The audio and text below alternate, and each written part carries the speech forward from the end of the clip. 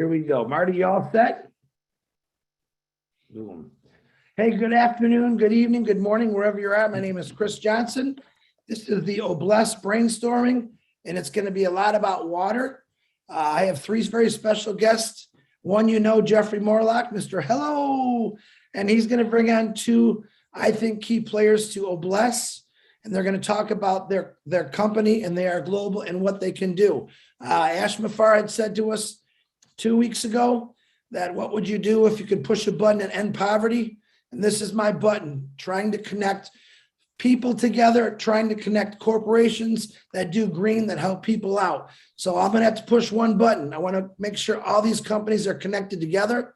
We push that one button when we have something big, and boom, they go to work. And of course, we're going to have the funding through Obless. I'm very excited. Myself and Peter Shore are extremely excited about this. And I'm going to turn this over to Jeffrey Morlock because my voice is completely gone. Jeffrey, go ahead. You do stay busy and you don't sleep much there, Chris. I certainly appreciate that. And hello to everybody. I hope you're having an outstanding passive day, or unpassive day rather. Thank you, Chris. I certainly appreciate you and all those working behind the scenes, for hosting this tonight. Also, you had mentioned Ash. We want to send out a great big thank you to Mr. Ash Mufara for the vision, the support, the encouragement, that's brought us all here. He and his family are a great blessing to a great many. So I'm going to get started here with just a little bit right off the bat for posterity, just a little bit about our roots. Okay.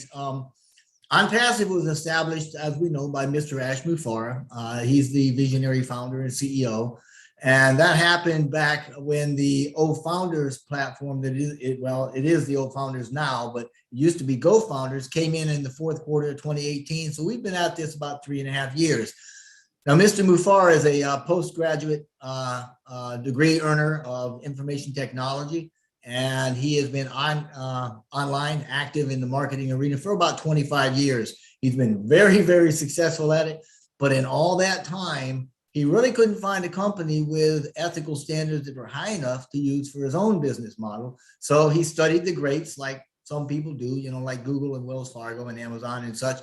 He came up with a brand new revolutionary business model that's based on connectedness and mutual benefit. And he's using it to lift humanity through the benevolence of what we call the OnPassive vision. Now, back then, 2018, it started with a general plan, quickly grew into a company with a massive marketing platform. It hosts dozens of physical products now that are already being manufactured. It's got several dozen seamlessly integrated digital products as well that are all automated through AI, machine learning in particular. Now, one of those digital products is a powerful, generous platform called Obless that's transforming the crowdfunding space that we know and love. And last week, when you were talking on your webinar last week, Chris, you had mentioned the number 1.6 billion. And to flesh that out just a little bit, that number came from HUD, because HUD has actually estimated about 1.6 billion people live with inadequate housing, and their data suggests that about 100 million of them have no housing at all. So this means getting rid of global homelessness is rather intimidating, to say the least, but it can be done. And it can be done if we do it the same way that we eat an elephant, so to speak, which is one bite at a time. And to do this, we need to follow Mr. Mufara's lead to create a new model, beginning with a general plan. And tonight, we're digging the trenches, so to speak, that future foundations for the Obless homelessness model is going to be poured into, right? That our program can stand on. And it's the start of a general plan. Now, once done, a model that reduces or eliminates homelessness in a test area, like we find with the state of Michigan there, Chris, where you are, then it can be reproduced and it can be scaled up or down as needed for other areas. Now, we know that Obless is going to be used as a funding platform, and we know that we've got a ton of knowledgeable, talented, professional people in the founder community that we can use for fielding ideas and adopting activities, right, for the development of our model. And creating this model, as Chris, you have pointed out to me, is analogous to building a city. To that end, you've got that sheet, right, Chris, for that we can fill out for people that we recommend to participate in the homeless model. Obviously, that form and anything said tonight can change according to the needs of the project. But right now, I'm going to talk about a few things that we need to include moving forward. And when finished, I want to introduce a very nice man, Bob. You met him a little bit ago. He's going to share a little bit about his company, his history, and the extraordinary things that that company is doing with sustainable technologies. I mean, he's probably going to set your mind on fire. And he's also going to share how these things can bring some long-term benefit to the world through OnPassive and the Bless Homelessness model, and how we can even start making a big difference in people's lives immediately. So to start with, we need some things, okay? We need to start out with reliable funding. Now, given the success of OnPassive, and by extension, the founders community, obviously, funding for projects through Bless will not be an issue. That's because we've got, a ton of big-hearted founders that are going to be volunteering and provide that funding through the abundance that OnPassive passes to them. So all we need to do is plug them in. As an example, and this is a lowball example, if you take 20,000 founders donating $50 a month, that'll give us $1 million worth of funding every month. So I believe that's a doable start. Now, once we have the funding, we need to develop a master plan. All right, we live in a very smart age, so what we're building needs to be pretty doggone smart. It needs to be comprehensive, short and long term. It needs to have big picture plans for buildings and power grids and portable water supplies and railroads and all sorts of stuff, not railroads, just roads, and well, maybe railroads and all sorts of stuff. And it needs to be flexible so that we can change and grow as the project grows. Now, we're going to need people that can do all this type of work, and they're going to be key to our success. And one of the ways that we can probably amplify that is the use of 3D modeling. It makes it possible to devise master plans for homes and sewage and water, electrical systems, integrated transport, all sorts of stuff, including, the more digital stuff like Wi-Fi hotspots and fiber optic grids and sensors and stuff like that.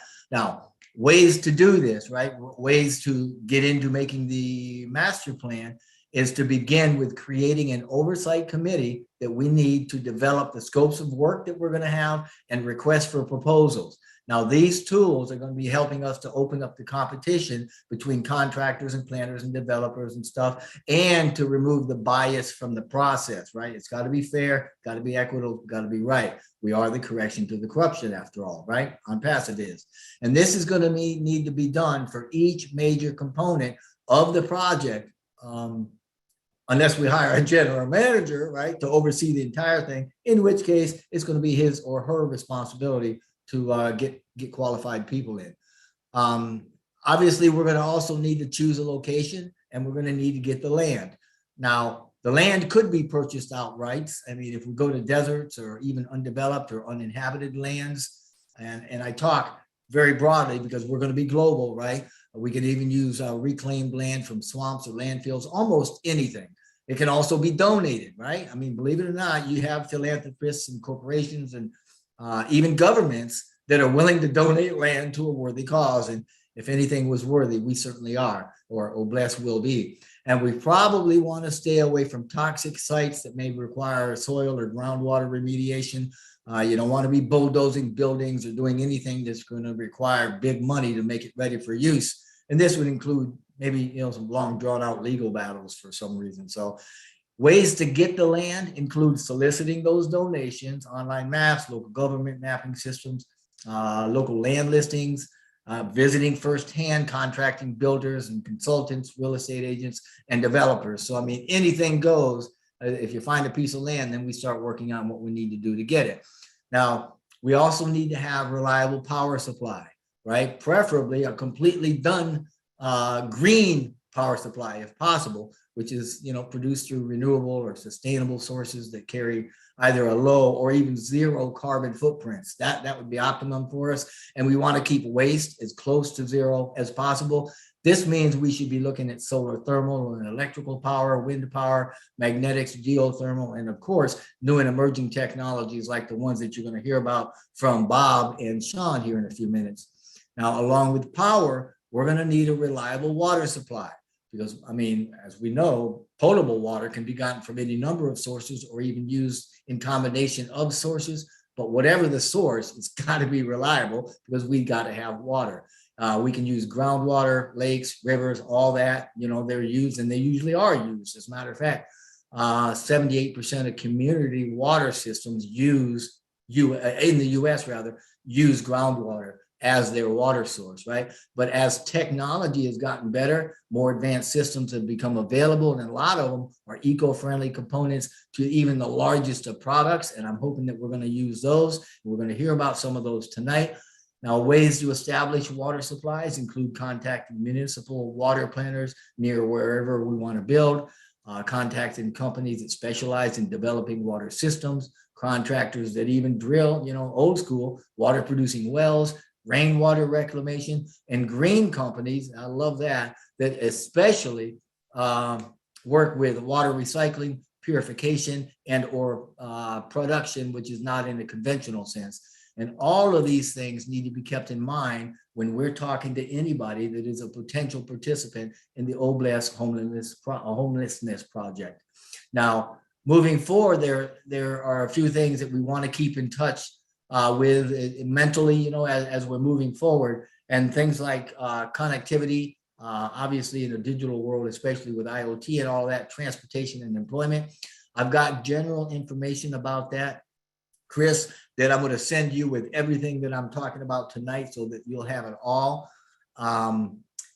So yeah, ask Chris about that and also about the participation recommendation form that he's got, because we can mold that to whatever we want.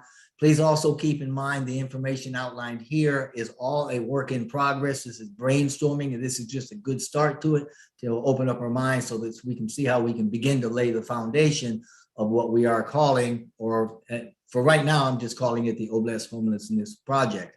And now, what you all have been waiting for, and I am so proud to introduce to you a man that will share some very exciting things with us about a company that can plug right into this project in many areas with cutting edge eco-friendly products and technologies.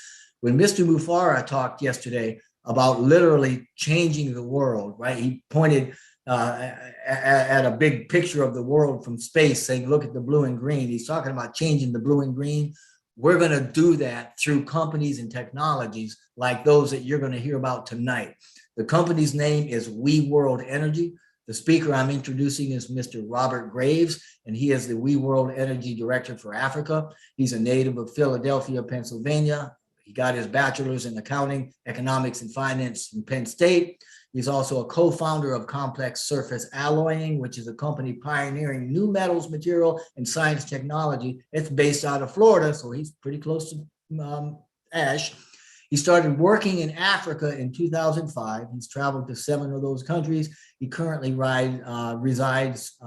lives in Dakar, Senegal, and he works directly with Mr. Sean Wintraub, the CEO and founder of We World Energy. Please join me in welcoming Mr. Graves to our platform. Welcome, Mr. Graves.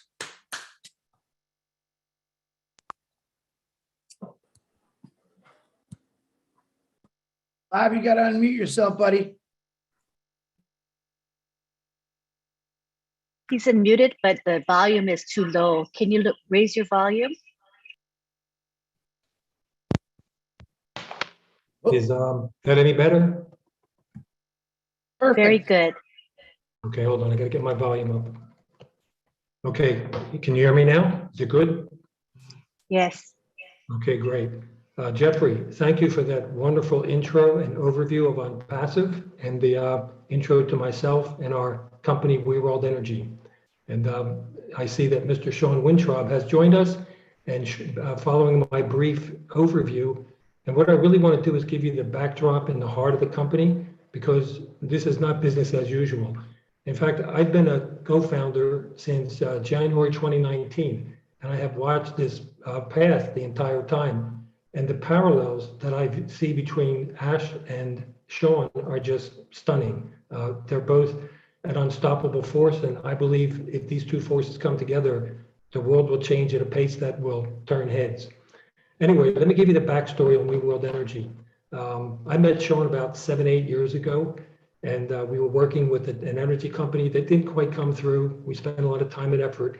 And then after that failed, because if you've ever worked in the alternative energy industry, it's very, very difficult to find real breakthrough type technologies.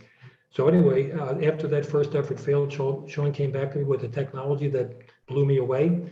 So we started exploring it, and it's absolutely real. And that was about 5 years ago. So Ash has been at this, for 3.5, 4 years. We've been at this 5 or 6 years. So our paths are very similar.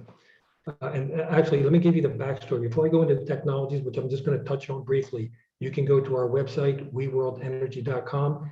And our website is being revised currently because we are going to be uplisting to the NASDAQ in the very near future. And they're preparing to alter the site to accommodate that transition, as We World Resources will morph into a NASDAQ traded company with some of our technologies.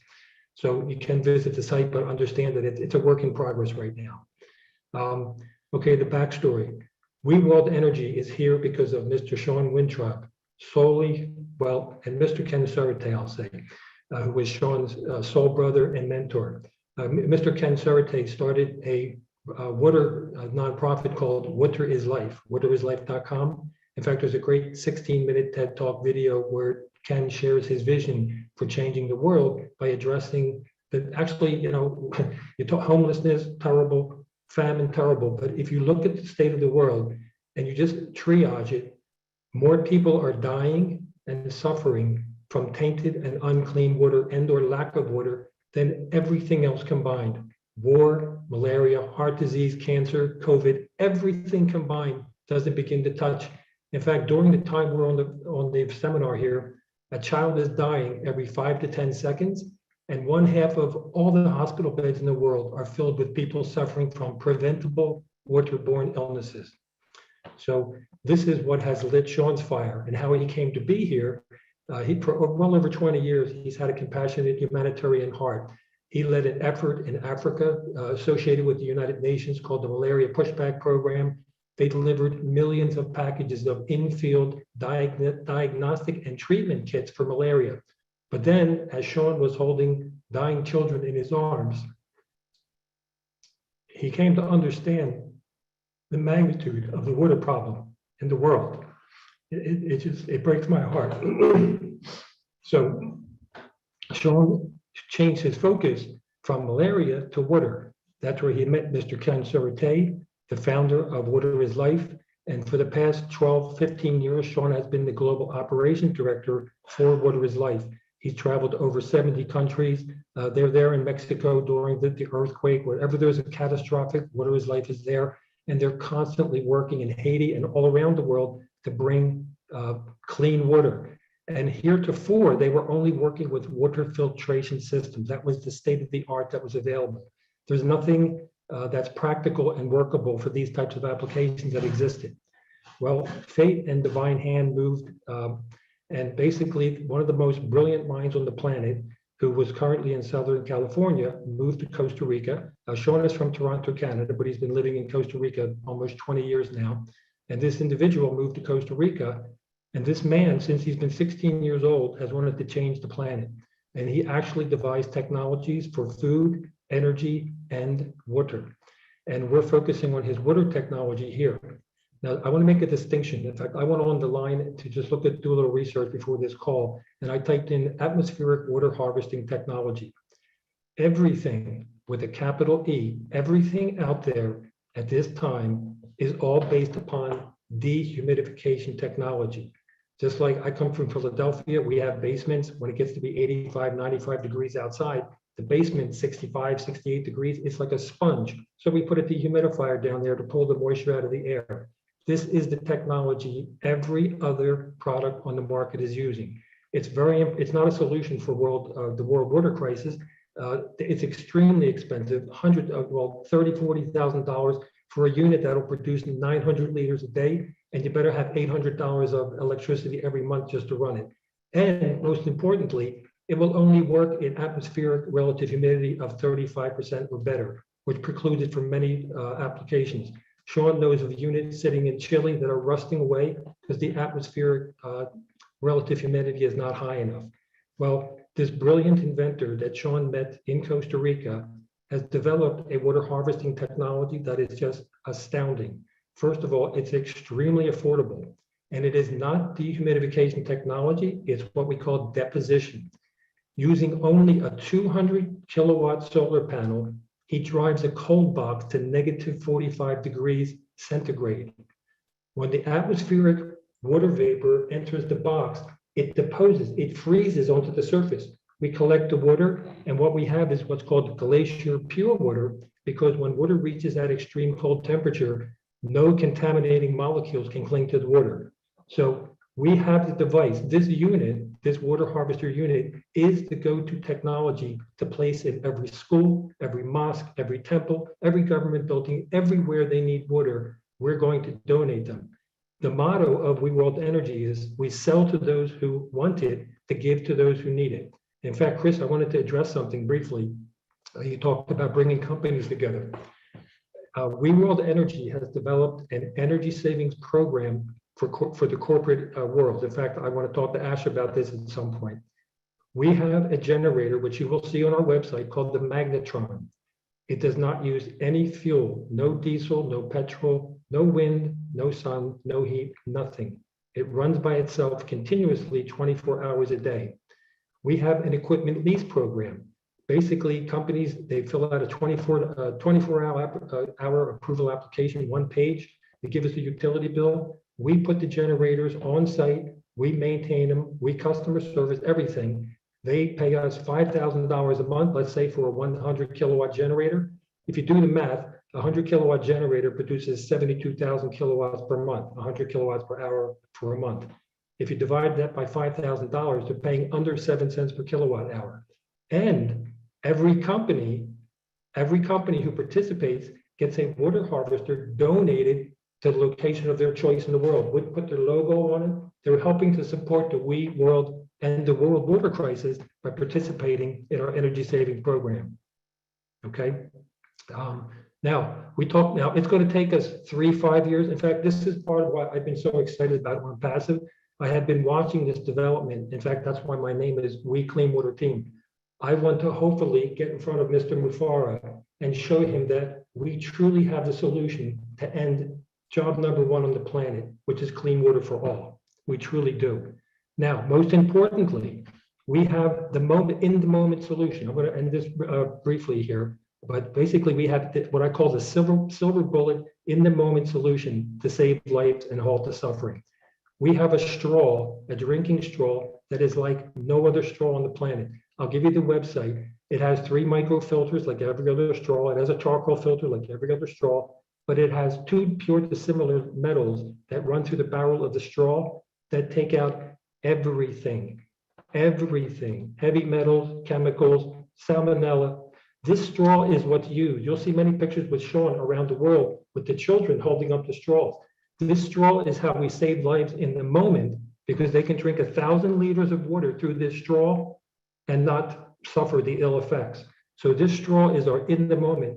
And I have been brainstorming on a program because I live in Dakar, Senegal here. Many people, whatever the cost of the On Passive is going to be, they can't afford it. They work 6 days a week, and basically they don't even earn enough to cover their rent. It's very bad. So I want to bring this straw to Africa and elsewhere and give people an opportunity to get the straw, go into a matrix, earn the money to segue and feed into On Passive. And last thing I'll mention, all of our equipment, which will be placed around the world, all of our water harvesters, all of our energy technology, they have a telemetry tracking app inside.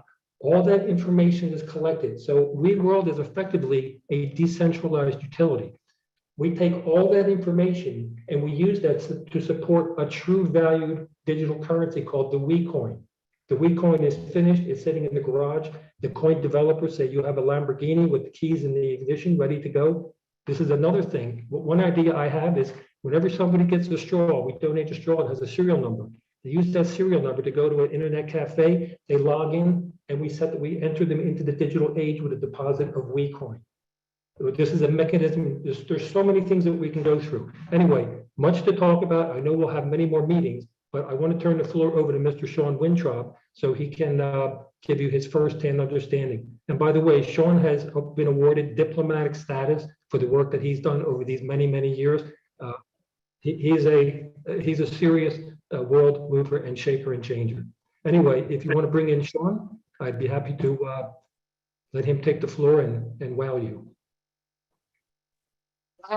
Wow, Bob, he is on. He's just got to unmute himself. Blown away. Sean, the floor is yours. Thank you again, Jeffrey, Bob, everyone. It is an honor and a privilege to meet, to connect with everyone. And Bob, thank you so much for sharing the background and the scope of everything we've done and we've been so passionate about, and what drives us. But I really wanted to start by saying that I believe truly in life, you know, in all of our experiences, there's a lot of projects, there's a lot of technologies, you know, there's a lot of opportunities, as we all know, but truly the ones where we're aligned and we get to work with like-minded people, like-hearted people, everyone on the same mission, everybody aligned, it makes it a great joy and makes it a success, right? It's the people together that make the project happen, that make it such a joy to do. And that's why it's such an honor to align with all of you at OBLES on Passive. So I send my blessings to everybody at OBLES. And we are very, very excited and honored to be a part of supporting, synergizing, aligning, bringing all the resources, everything we can to the extraordinary projects you're doing, as you had mentioned at the beginning, and everything that we're doing. So we look at this truly as a way that everybody aligns together, and that way we will be extraordinarily successful, both technologically and most importantly, win-win. Everybody benefits, everybody prospers, and everyone gets to be a part of what I always say is the greatest feeling in the world, is to help do things that we believe in, do things that we love to do, and everybody prospers by being a part of the process. So that being said, again, I really hope to meet everybody and all of us interconnected. We say there's no borders, right, with energy or water or global business these days.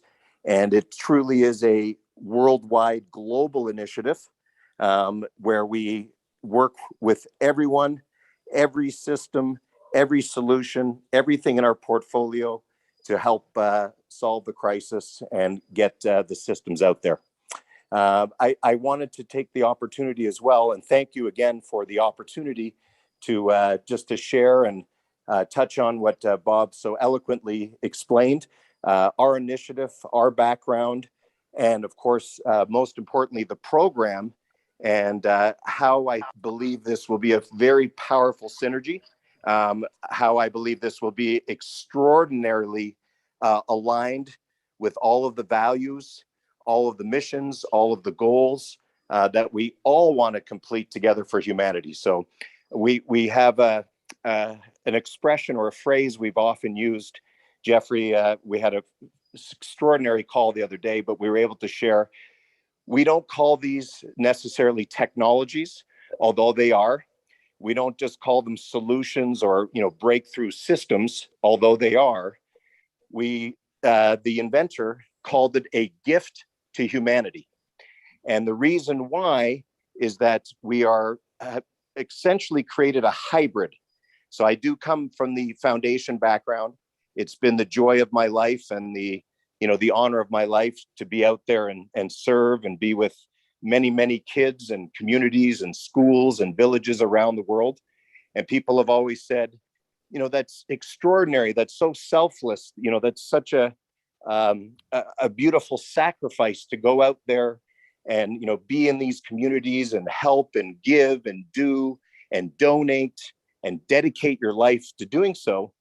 And I've always said, and we have this phrase in the foundation or NGO world where it's actually a beautiful selfish thing, because at the end of the day, the greatest feeling and the greatest gift comes to us by being out there and helping and giving and doing and serving. So the old adage that we can all relate to is giving is living. And the more we do and the more we give, it comes back. And so that being said, as our background, what we have done and what came together for us as we essentially being water and energy. So we're world energy, but we're water and energy. We're a we. So this is all about all of us here together on the call. It's not about any one technology. It's not about a business. It's not about a product. It's not about, any one of us. It's, as Bob said so powerfully, it's a collective effort. It's we, and this is considered a global movement. It's a global initiative. I presented with great honor at the United Nations World Global COP Conference, and I made a declaration to the world through the United Nations conference. Even though I had spent the formative 15 years of my life, working diligently and passionately to get out some of our systems, our technologies, our products, projects, implemented into the different communities in need, that we were going to solve the world's water crisis, not just help, not just make some implementations, but solve the crisis. And we had the ability and the resources, we had the plan, we had the program to do so. And that is, again, because of the portfolio of technologies and the program that creates great amount of resources. And we always say that, money or wealth is just a form of energy anyway. So we're in the energy, we're sharing positive, clean, profitable, loving energy, throughout the globe.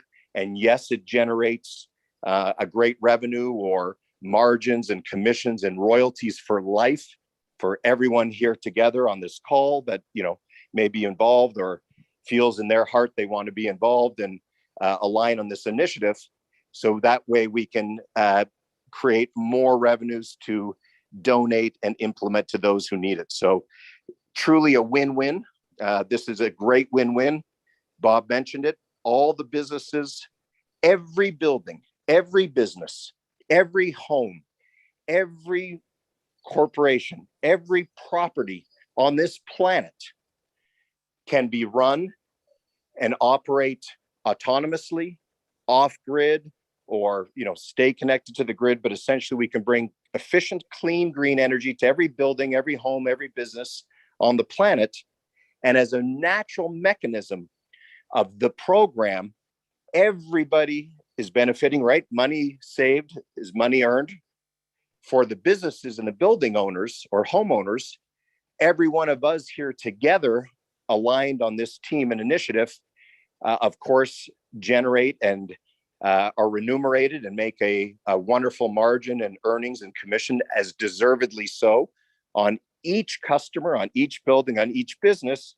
And then the most wonderful part that I love and I always refer to is we go to bed at night, so to speak, knowing that because we brought the clean energy to businesses or buildings or clients that we have, it results in, it backs, it supports that we can send a water system, one of our straws, as Bob mentioned, one of our desalinization filters, one of our water harvest systems, any one of the 4 technologies in our portfolio to communities, families, schools, and kids around the world. And that way, everyone is invited. Everyone is a part of these donations. It's all transparent on the blockchain, so we can follow together.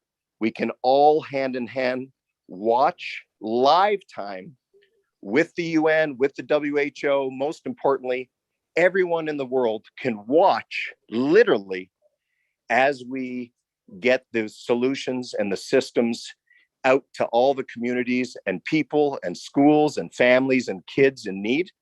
And just like a, digital monitoring now, of course, everything's on the blockchain. We have a live time telemetry and live time clock.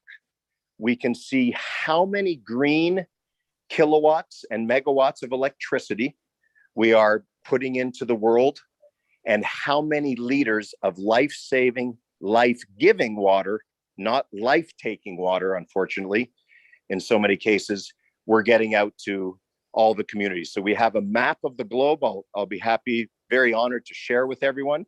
We have identified over years of work around the globe, each community, each area in need, with different red dots of different sizing correlated to the community populations.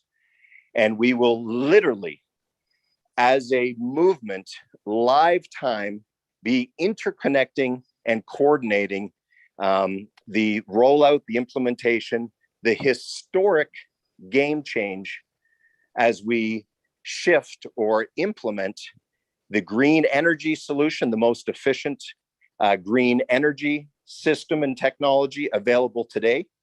And again, one for one, that relates into us getting out our water systems and solutions to each community.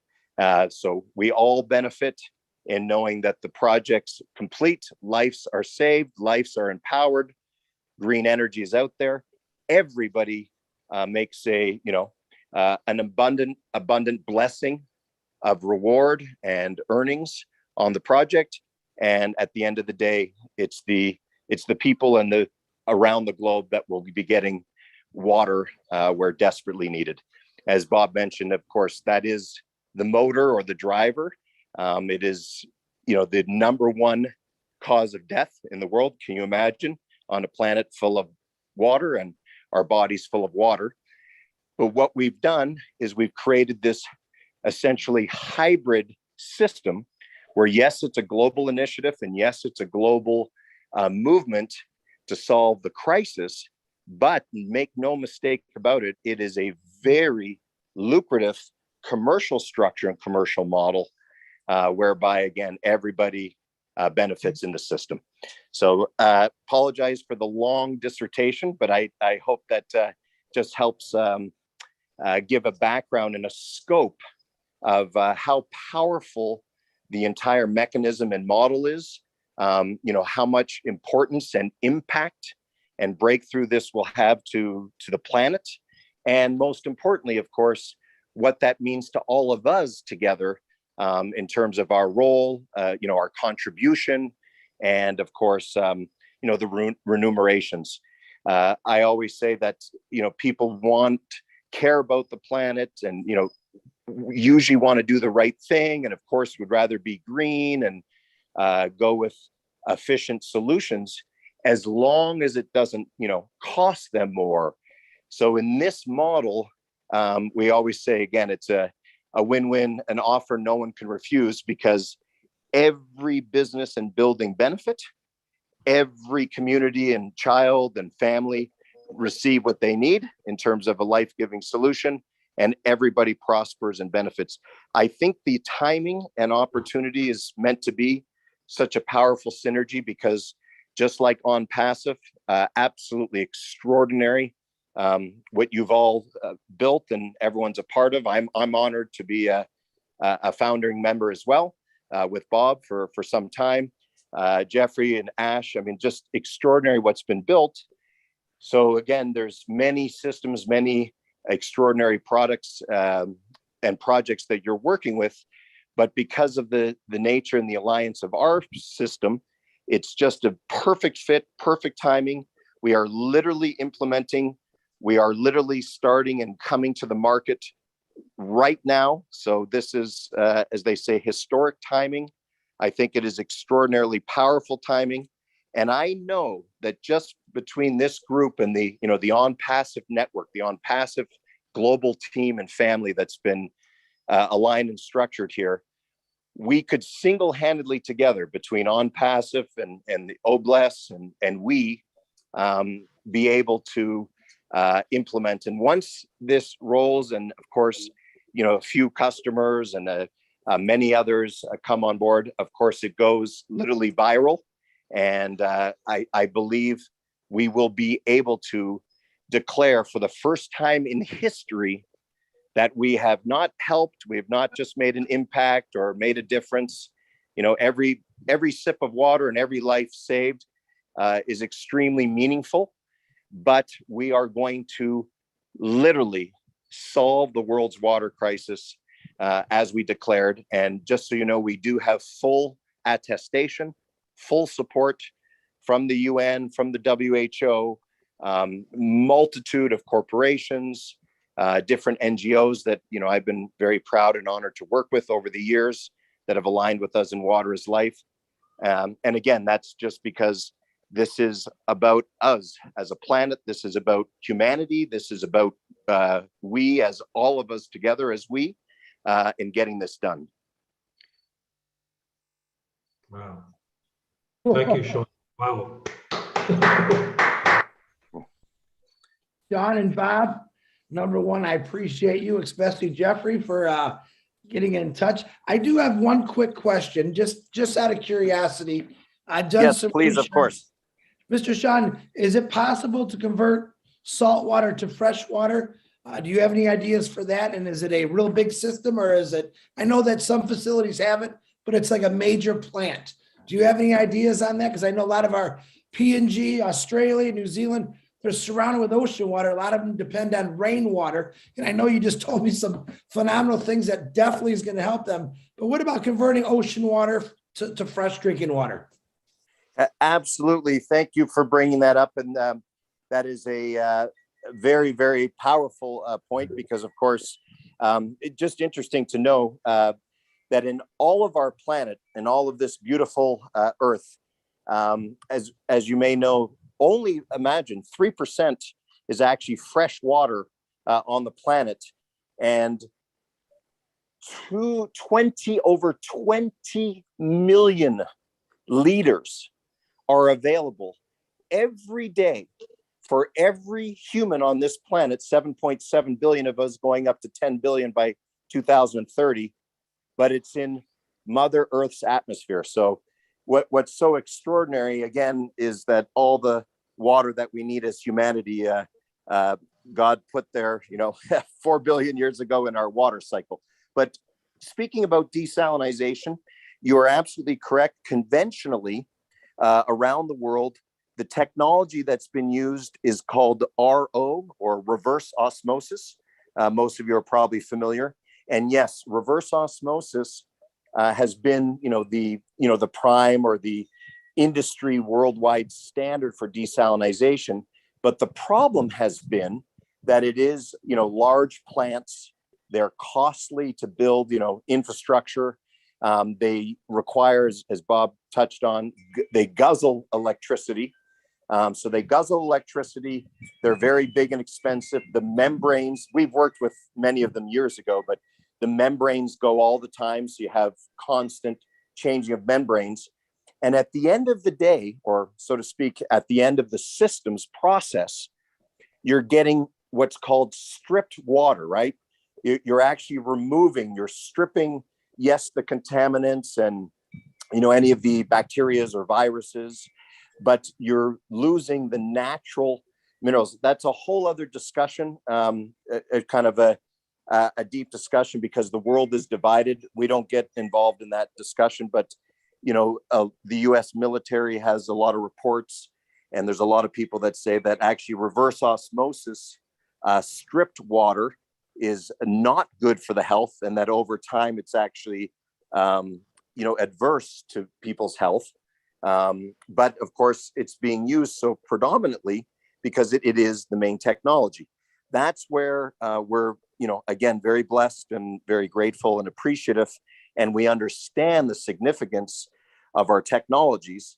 The fact that we do desalinate, we can desalinate at any size, as you had mentioned. So we can do commercial, industrial, city, state municipal size plants accordingly, and desalinate millions of liters, an hour or a day in those type of plants. Or we have a small system that again runs off of nominal electricity, so very, very low to nominal electricity with some solar panels. We don't even need to use one of our magnetic systems because it's too much electricity, right? It only requires some small panels.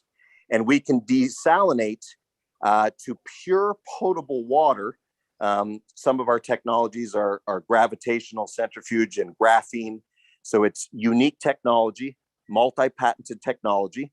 And yes, it is a solution anywhere on the planet to desalinate efficiently, nominal electricity, no expensive membranes to change, and the water comes out pure potable in its natural state with the important array of minerals.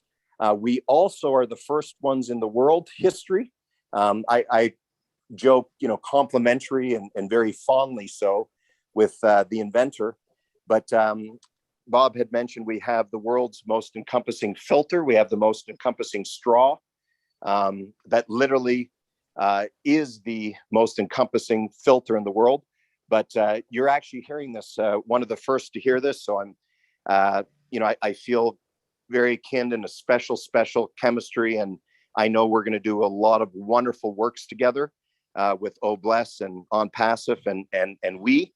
But we have developed, and it is now commercially viable, a desalinization straw.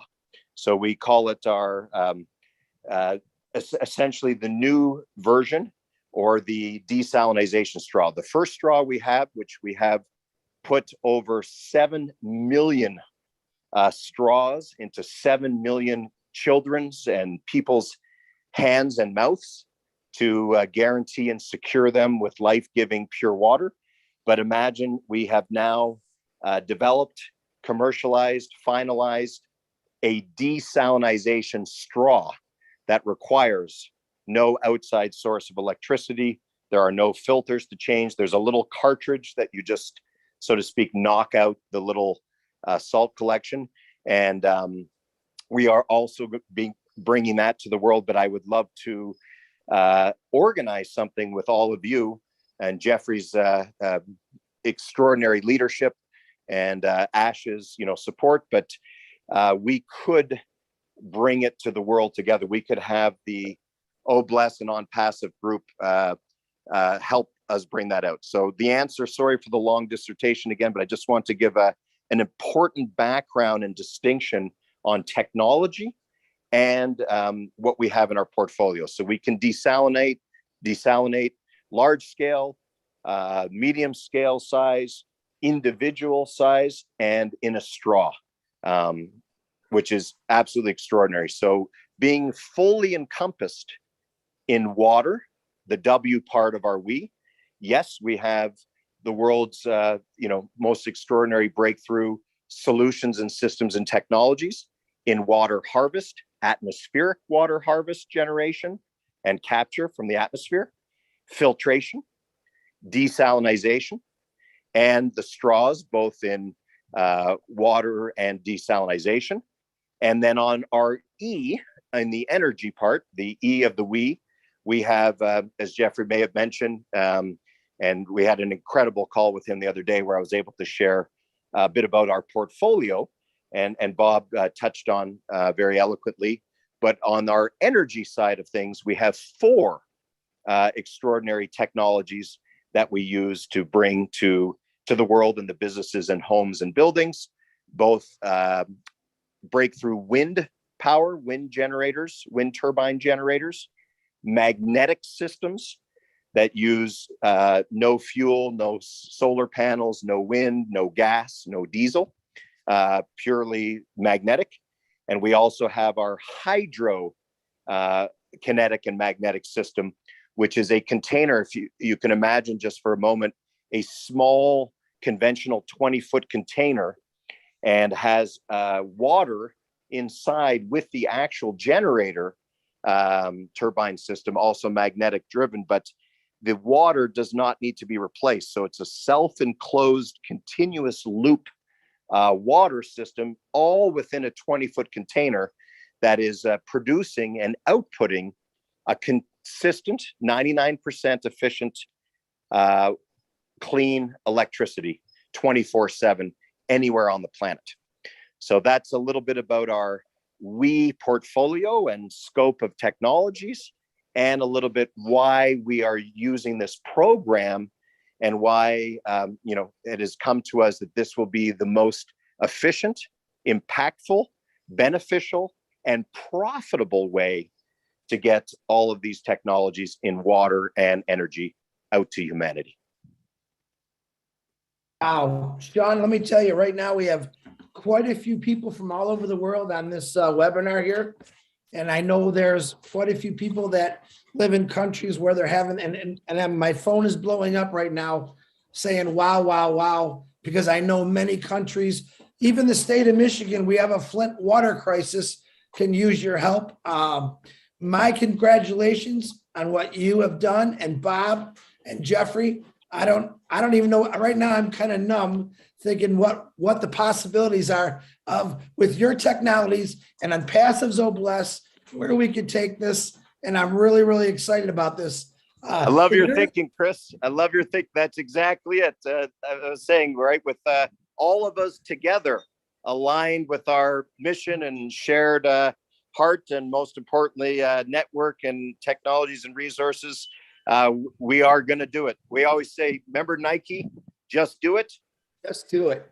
We say we are doing it. There you go. Wow. Hey, Sean, Chris. Sean, can I ask you a question? For those of you that don't know, I used to work and used to manage or help manage a renewable energy company. We used to do the solar, the electric and the turbines and the solar thermal and stuff. But I was very, very interested in reading about your turbine technology and Bett's law and how you crush that law and the percentages you're getting out of the wind energy, and how your turbines, because of the size and because of how they are built with the new blade, how they're not a menace to the environment. Can you tell our folks here a little about that, please? Yes, my pleasure, my honor. Thank you, Jeffrey. You're extremely astute. I was really, touched by it on our other call, and then again tonight, how knowledgeable you are, and how versed you are, in your experience. When you're asking great questions, just your understanding of why our technologies, of course, are distinct and impactful, and regarded as breakthroughs in so many aspects. But yeah, excellent question, and thank you. On the wind turbine in particular, as you mentioned, as many of you know, and we're all familiar with, conventionally, historically, right, through all of time, the wind turbines, and what we're all familiar with in the world, is what we call, with respectfully, three propeller turbines, right? They're the three propeller blades. We call them the dinosaurs, or Bob is a little more eloquent and he calls them legacy turbines. And of course, as we all know, and I'm very familiar, we've worked in conjunction, we've worked very closely, with the great folks and the brilliant folks at GE and Siemens and all the big players around the world. But what's happened is, all of those turbines, a little bit like the reverse osmosis comparison to the technology, they all, of course, have a great, footprint, a large size. They're big, they're expensive. You've got infrastructure, logistics to put in place, and they are limited to Bett's law. And Bett's law, as you know, just like solar, by the way, you get a 28 to 34% maximum efficiency output. And that's, not a commercial number. That is a scientific law, as well as, of course, the commercial law. So when any of the wind turbines that are three propeller blades, that is the maximum, efficiencies and outputs you can get. our wind turbine, and again, I always am honored to give credit to the, brilliant inventors and scientists and engineers and physicists that, it's been an honor for me to work with. I learn every day. I'm not the smart gentleman who's invented these by any means. I'm not the scientist. I'm just feel very blessed that I've been able to, work on the commercial part, as you all know by now.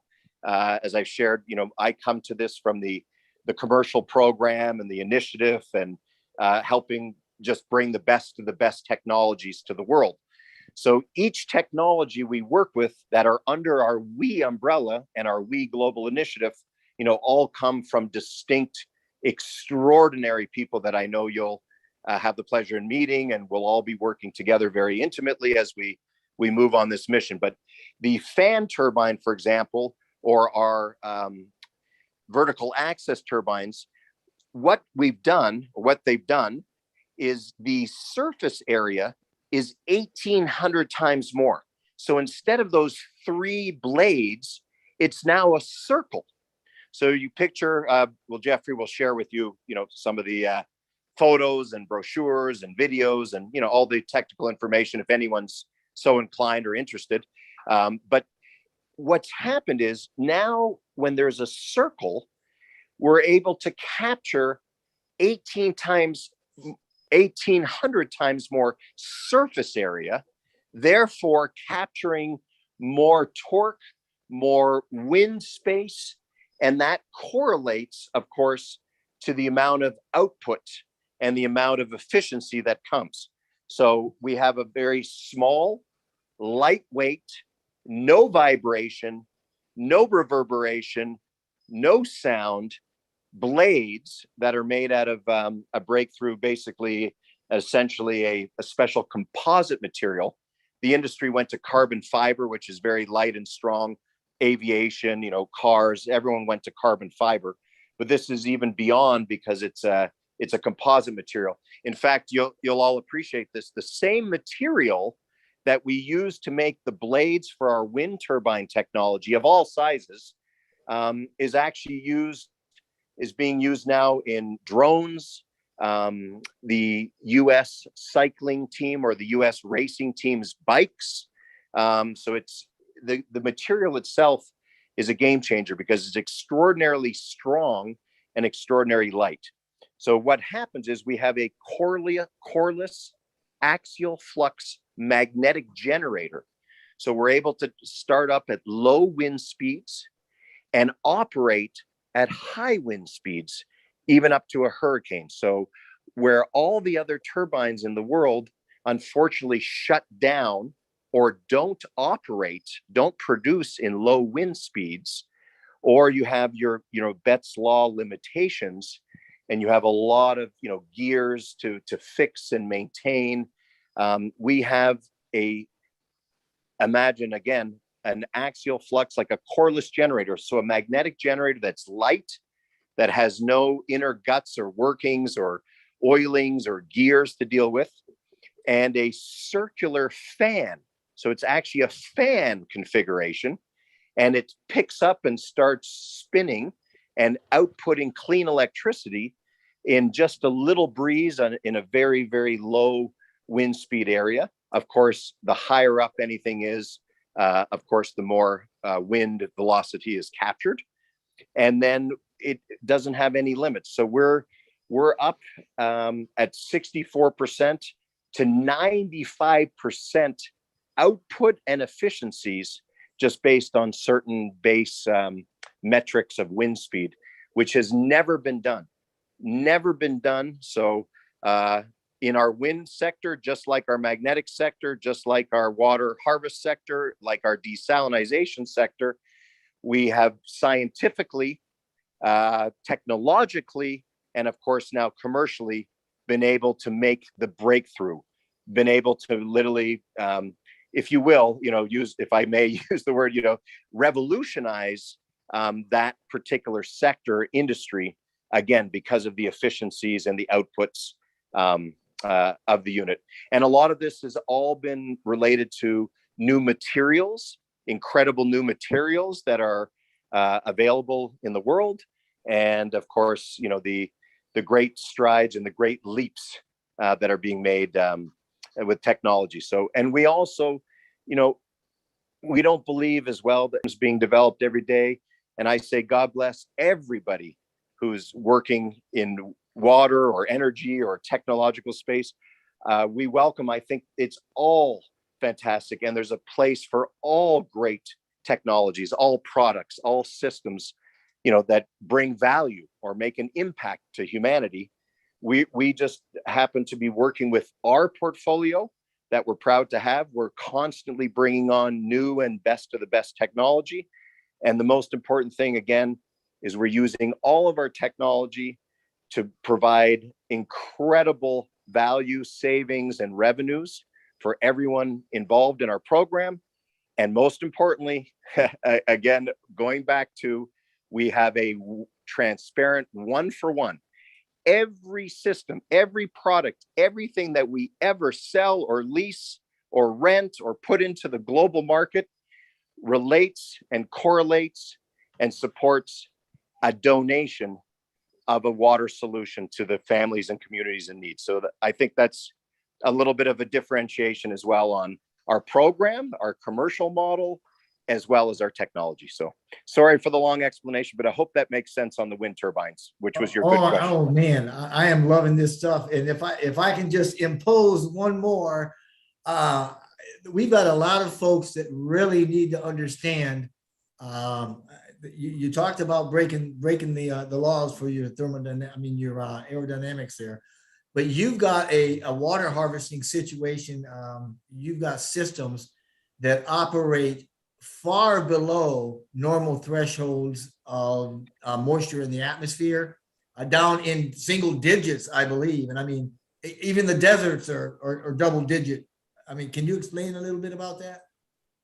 Oh, yes, thank you for another excellent question, which is essentially the perfect segue to just straight to the point, explaining the distinction of our system and technology, and you know, how this relates to what's going on Mother Earth every day. A quick little adage, if I may, and I know you'll all appreciate this.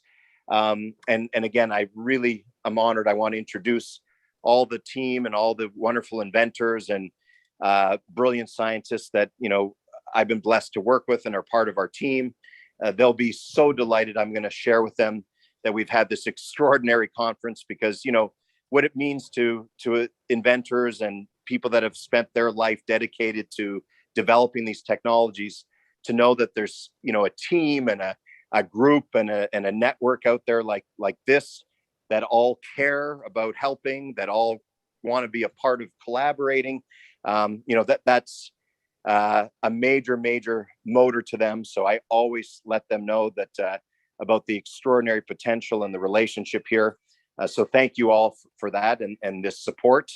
On what we say, or the inventor has always said, is people said to him, you know, we did presentations all over the world, and as you know, at the UN and various science forums and companies and corporations and governments and NGOs, and people would say, wow, you know, that's amazing.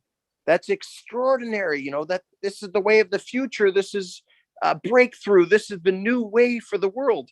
And Dr. Lang would laugh, and he'd sort of smile, and he'd say, well, this is actually nothing new. It's 4 billion years old. I just created a little box that represents and mimics Mother Earth's natural water cycle.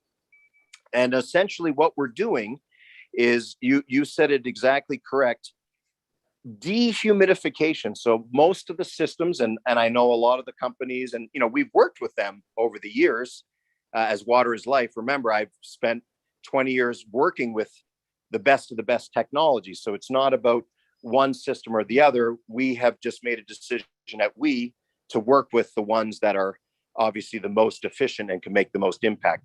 But what happens is, you need a 30 to 35% relative humidity. It's called the relative humidity at any given moment in order for all the systems, as Bob touched on, to function and to work.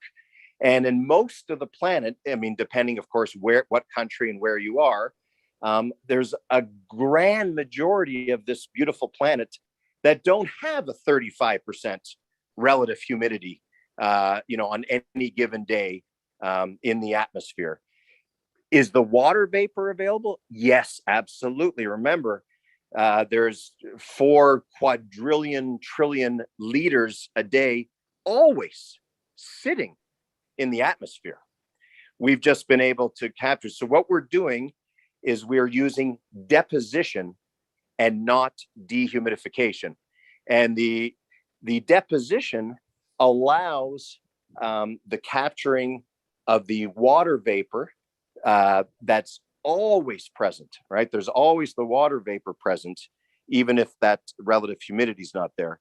And Bob touched on it without getting too long-winded on the inner workings of the technology and boring everybody. But essentially what happens is, that's in the state of a gas, right? It's in the atmosphere as vapor. It's a gas. And our cold box, the machine, is an ice box. So it's just sitting there with a -40 temperature because of the phase change material. So we have a -40 temperature sitting there.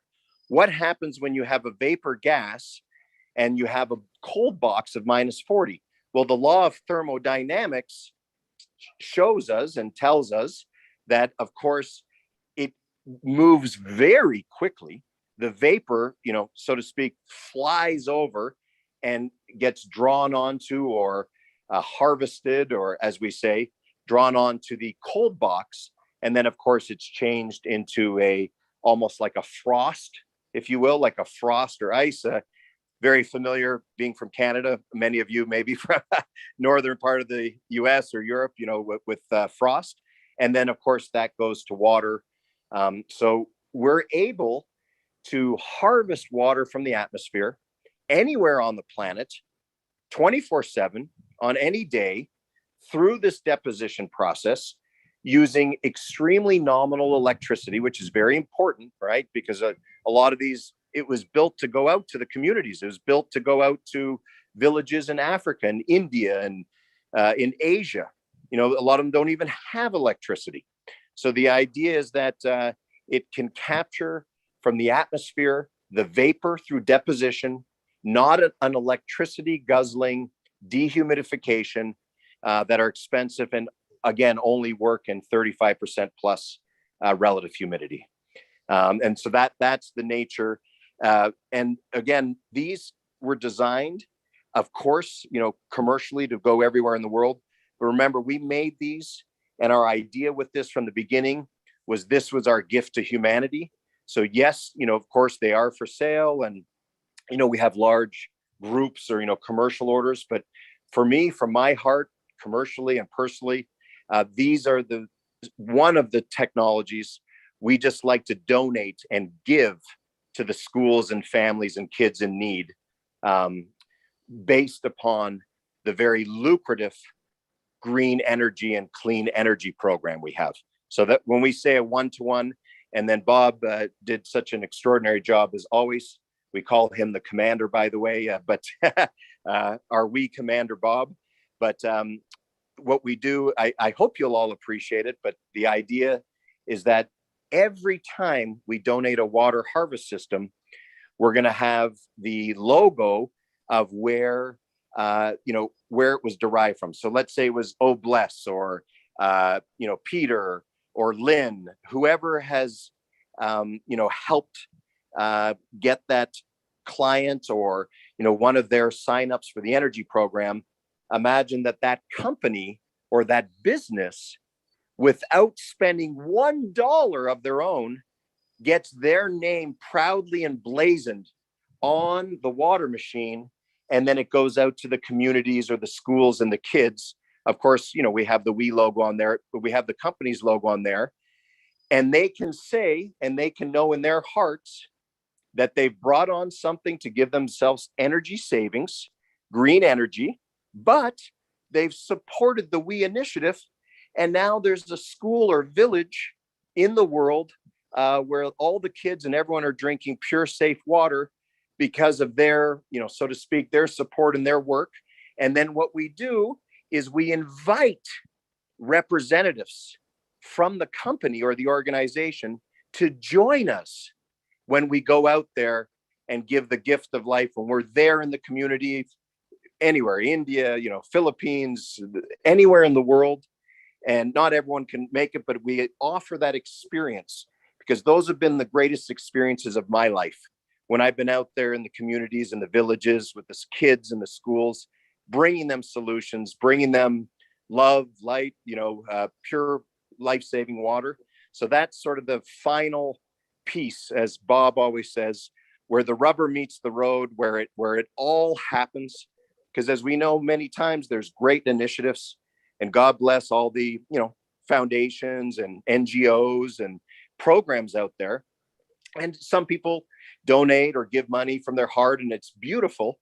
But there is nothing more rewarding to me, at least, than I know that many, many, many people I've worked with, whether they're high school students or university students or retirees, that have just said, this is the greatest experience. So we're constantly giving the water solutions out to the communities around the world. And on any day, on any week, anyone can join us and come out there, hands on, hearts on, while we're there, delivering and giving. And then, of course, as you know, the power of social media these days, as On Passive, is so extraordinary. But we will film, and of course, we can have live videos and live On Passive, oh bless, videos.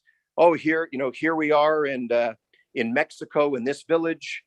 This school with 2,000 kids have received the water machine, or straws, or desalinization. Again, whatever technology we best feel to implement gets to the kids, gets to the communities. And again, the logo is emblazoned on there from Oh Bless or On Passive, or the company or the individual that helped. We do the program anyways. I mean, we're working 24/7 around the globe, bringing these out there. But we cherish when our associates, our channel partners, our brothers around the world, so to speak, come and join us on the trips, when we're out there delivering them. So again, sorry to go back to the program and kind of recapping and encapsulating that, but now you understand a little more about, we have great technologies, but like the Spider-Man movie, I always love the line, with great power comes great responsibility. And we're not just using the technologies, for extraordinary revenues, but everything has to be related and backed to the giving and solving the water crisis, while everybody makes a wonderful profit along the way. John, you got my brain completely going in circles right now. I do have a question, and then I know Peter Shore and Marty would like to ask you something, and we do have hands up. I know you're a busy guy. Can I ask you a real quick question here? How many straws can you produce, well, let's say in a month's time, of your wonderful straws? Oh, I love that question. That's a great question. We produce them, just to let you know, in Canada. My partner and longtime friend, who's the inventor, he's in his early 80s now. He's an incredible gentleman with a huge heart for humanity. That's why we've been working so closely together for many years. But we own our own factory with our own machinery. Just to let you know, it's kind of interesting. Quick story. We sent our technology, just so you know, to China and to India, and we offered to pay them to reverse engineer it. I said, please reverse engineer this. If you can recreate this, we will, give you an order of millions of units as a contract manufacturer. They were not able to do so. So we're proudly able to announce and declare that every piece, every component inside is from the US or Canada or Europe, and it is manufactured proudly 100% in Canada.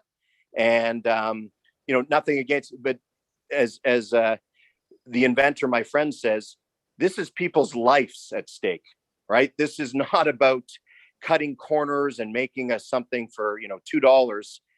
This is people's life at stake. Every sip is, life or death.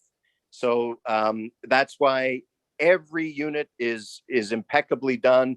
It's overseen, quality control, double checked, and everything is only done at our factory in Canada. We can do about 1 million straws a month, current capacity from the plant. That's what I was looking for, Sean. Man, between the CEO Ash Mafara and you, I think you guys are going to have pretty interesting conversations.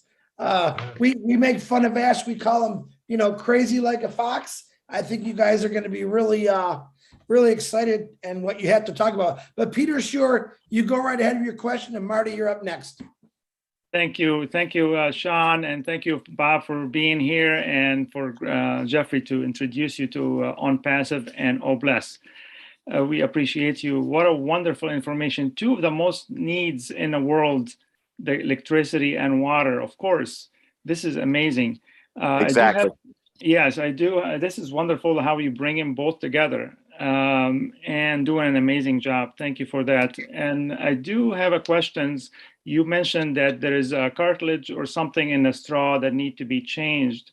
How often does it need to be changed on those straws?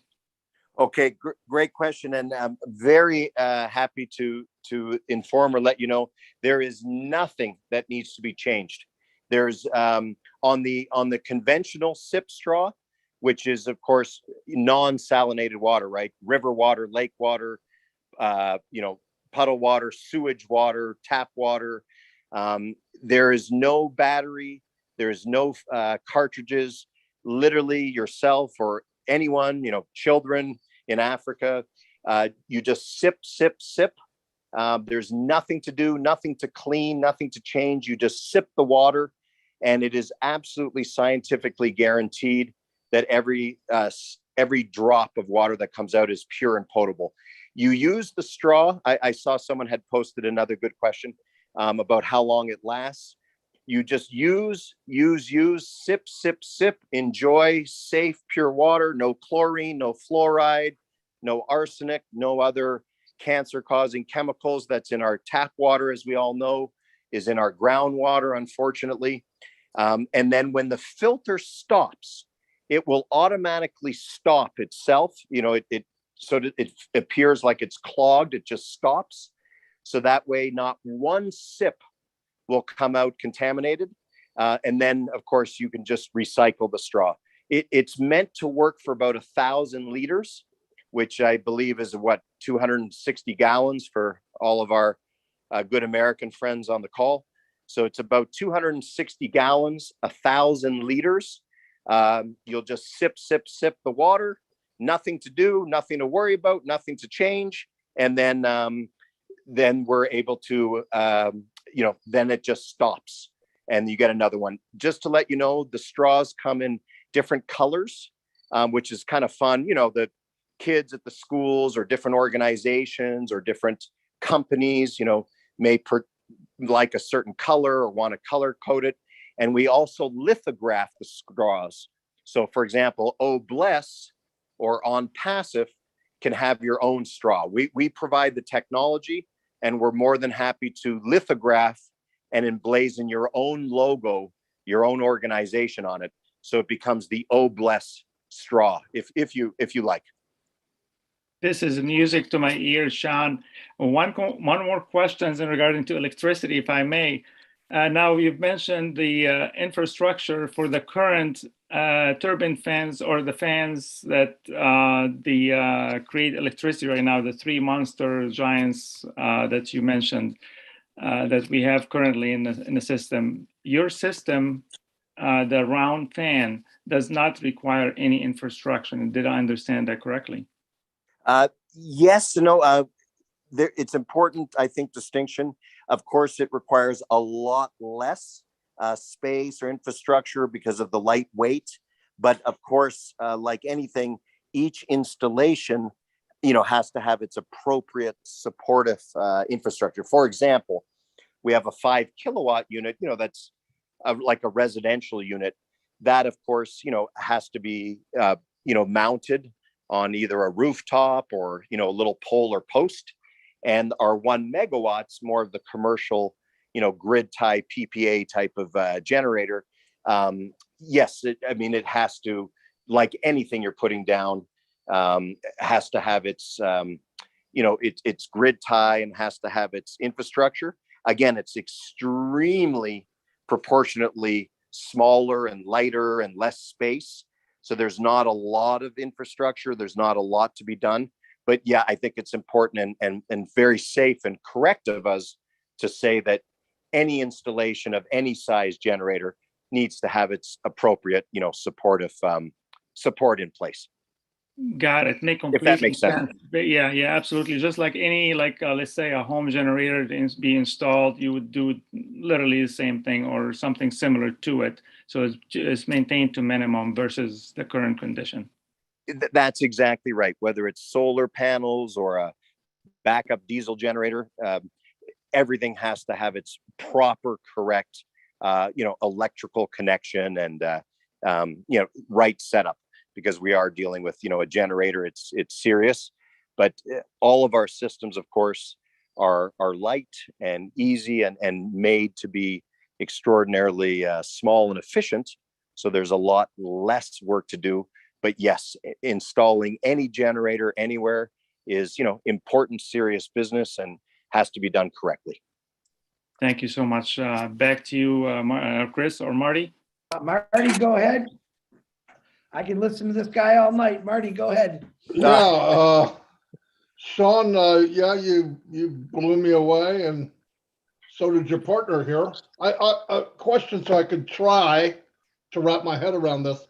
When you're talking about air and relative humidity, if I said something like 50% relative humidity means the sponge is half full of water?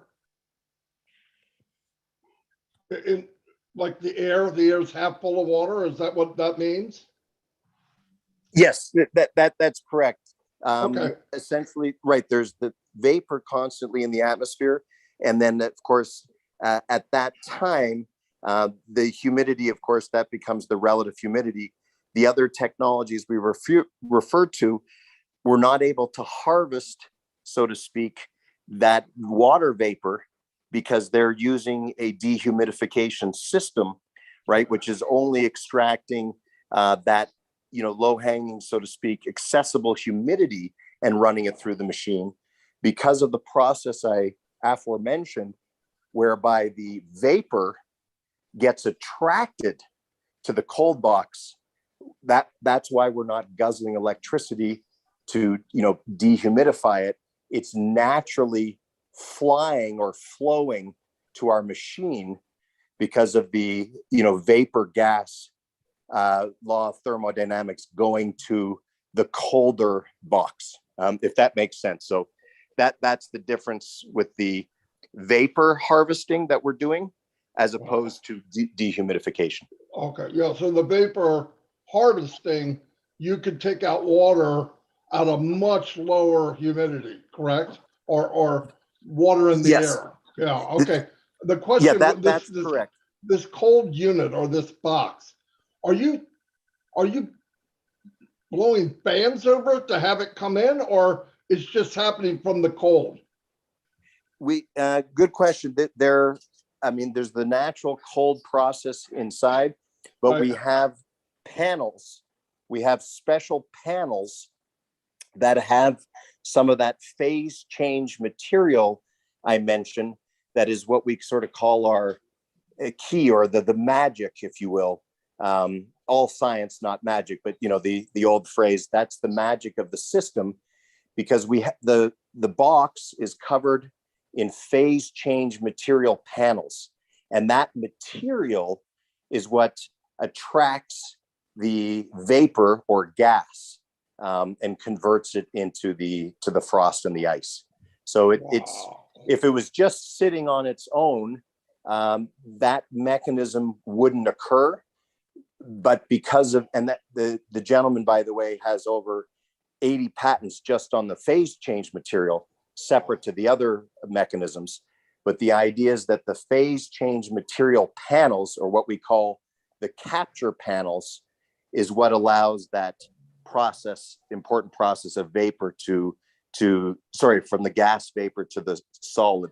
And what we always say is the larger the panel, the more vapor will collect. So when we do a 500 liter a day machine or a 2,000 liter a day machine, the only difference, everything's the same in the technology, is the size of the panels. The more surface area of the panel, the more vapor will capture.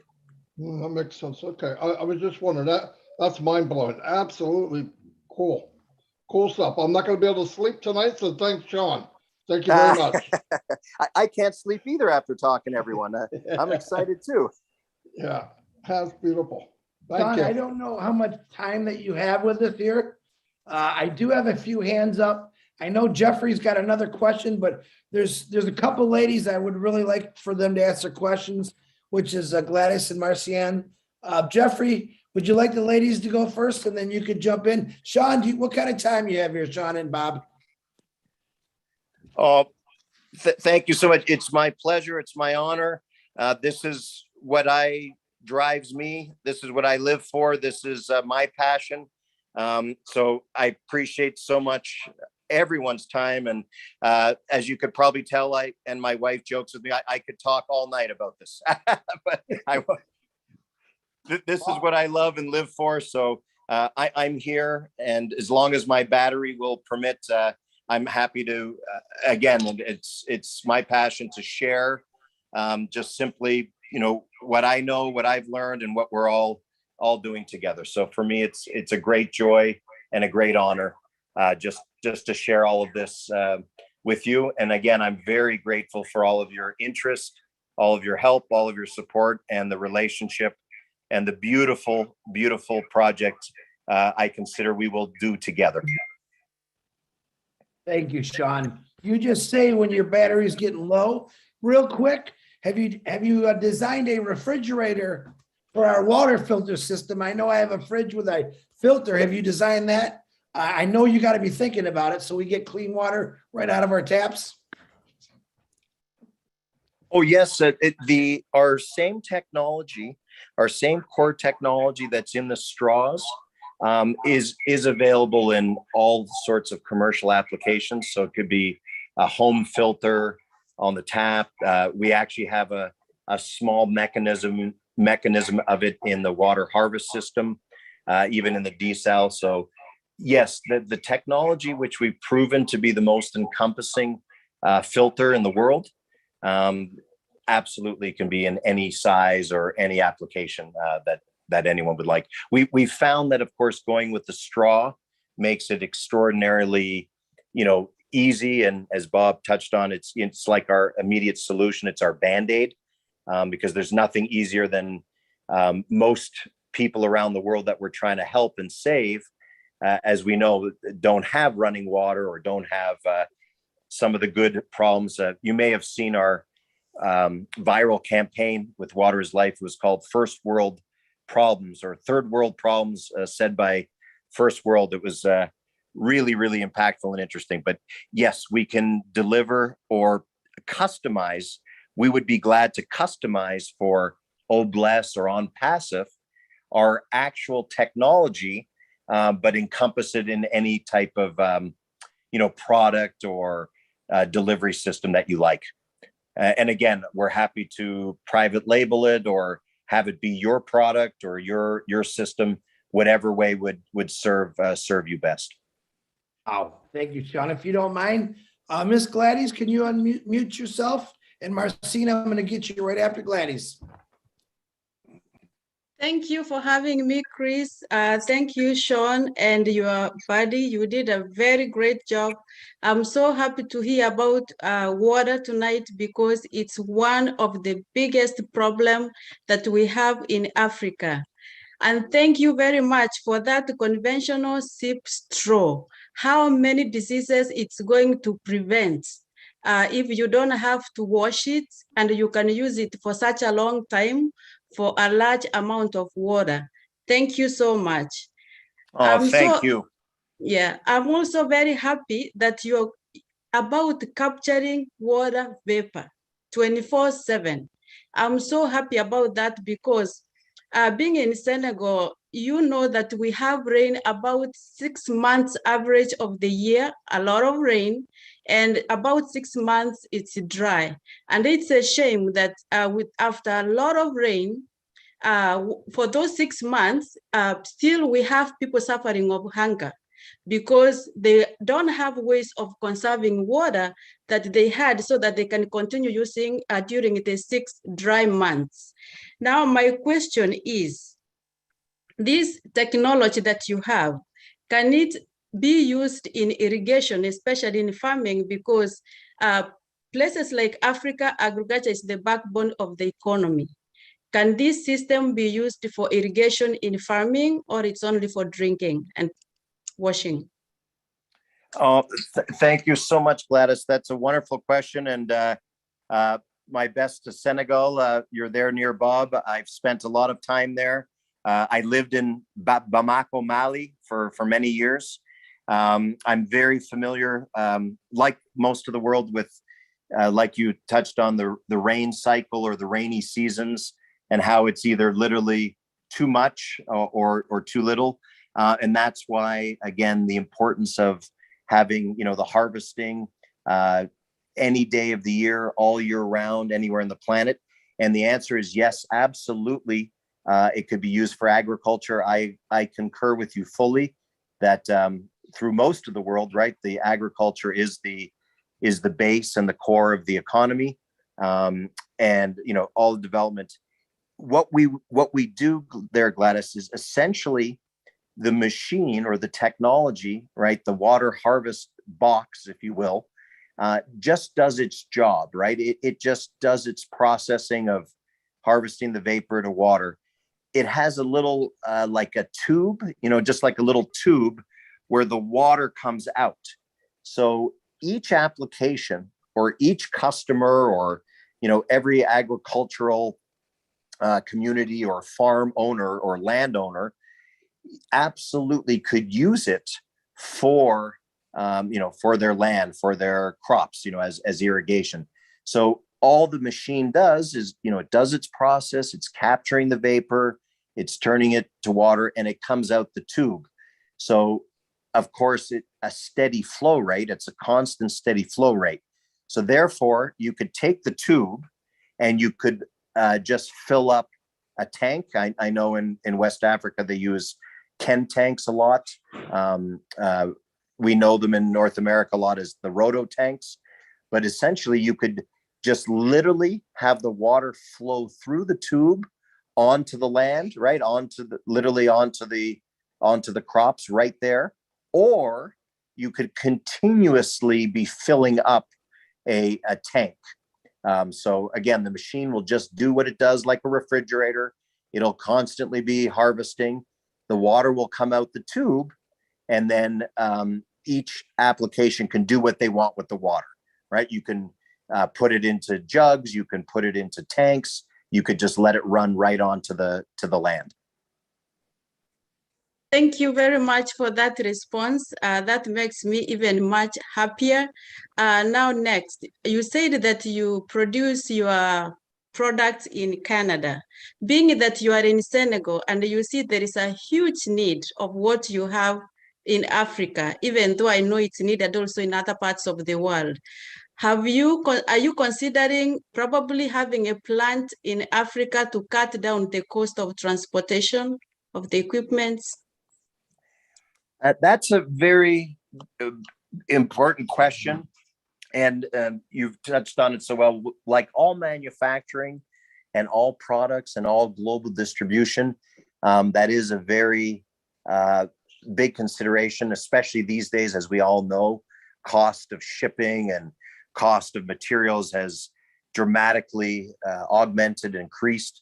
So yes, we are going to be doing manufacturing around the globe with our energy systems in particular.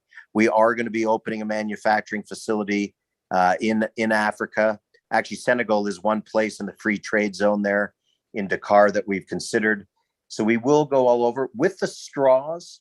As I touched on earlier, it's a little easier because they're very small. We have 200 in a little box. We can get a few thousand in one typical shipping box, just like a regular carton box. And again, the inventor is very, very stringent to oversee the quality control. So essentially, the straws will, for at least the foreseeable future, we're going to continue to make in our factory in Canada, where we've been doing it for the last 6 years. But our other technologies, like the generators, yes, we will be opening manufacturing plants on each continent and each region of the world. And not just because you and Bob are in Dakar, and I really have a special affinity for Senegal. We've done a lot of work there, but Senegal is actually one of the preferable spots to manufacture in Africa, as you know. So we will definitely be considering ramping up and manufacturing there very shortly. Wow. Thank you very much. Thank you very much. Thank you, Gladys, for the great question. Hey, real quick, Mr. Sean, and I don't know if you said it, I didn't hear it. When you're done with the sod, the straw, when it's completely finished, do you recycle that, or is that just thrown away? Of course, good question. We always recommend and encourage recycling. It's just so you know, the tube, the actual cap, the sipping cap and the tube themselves are made from 100% biodegradable, recyclable, plant-based material. So it's not a typical, polyethylene plastic. It's a, organic plant-based material. We went through a lot. Bob remembers this. We went through for years. We spent a lot of money, as all technologies do, on research and development. We tried to make them from bamboo. We tried to make them from hemp, all sorts of other things. And just to be honest, it affected the performance.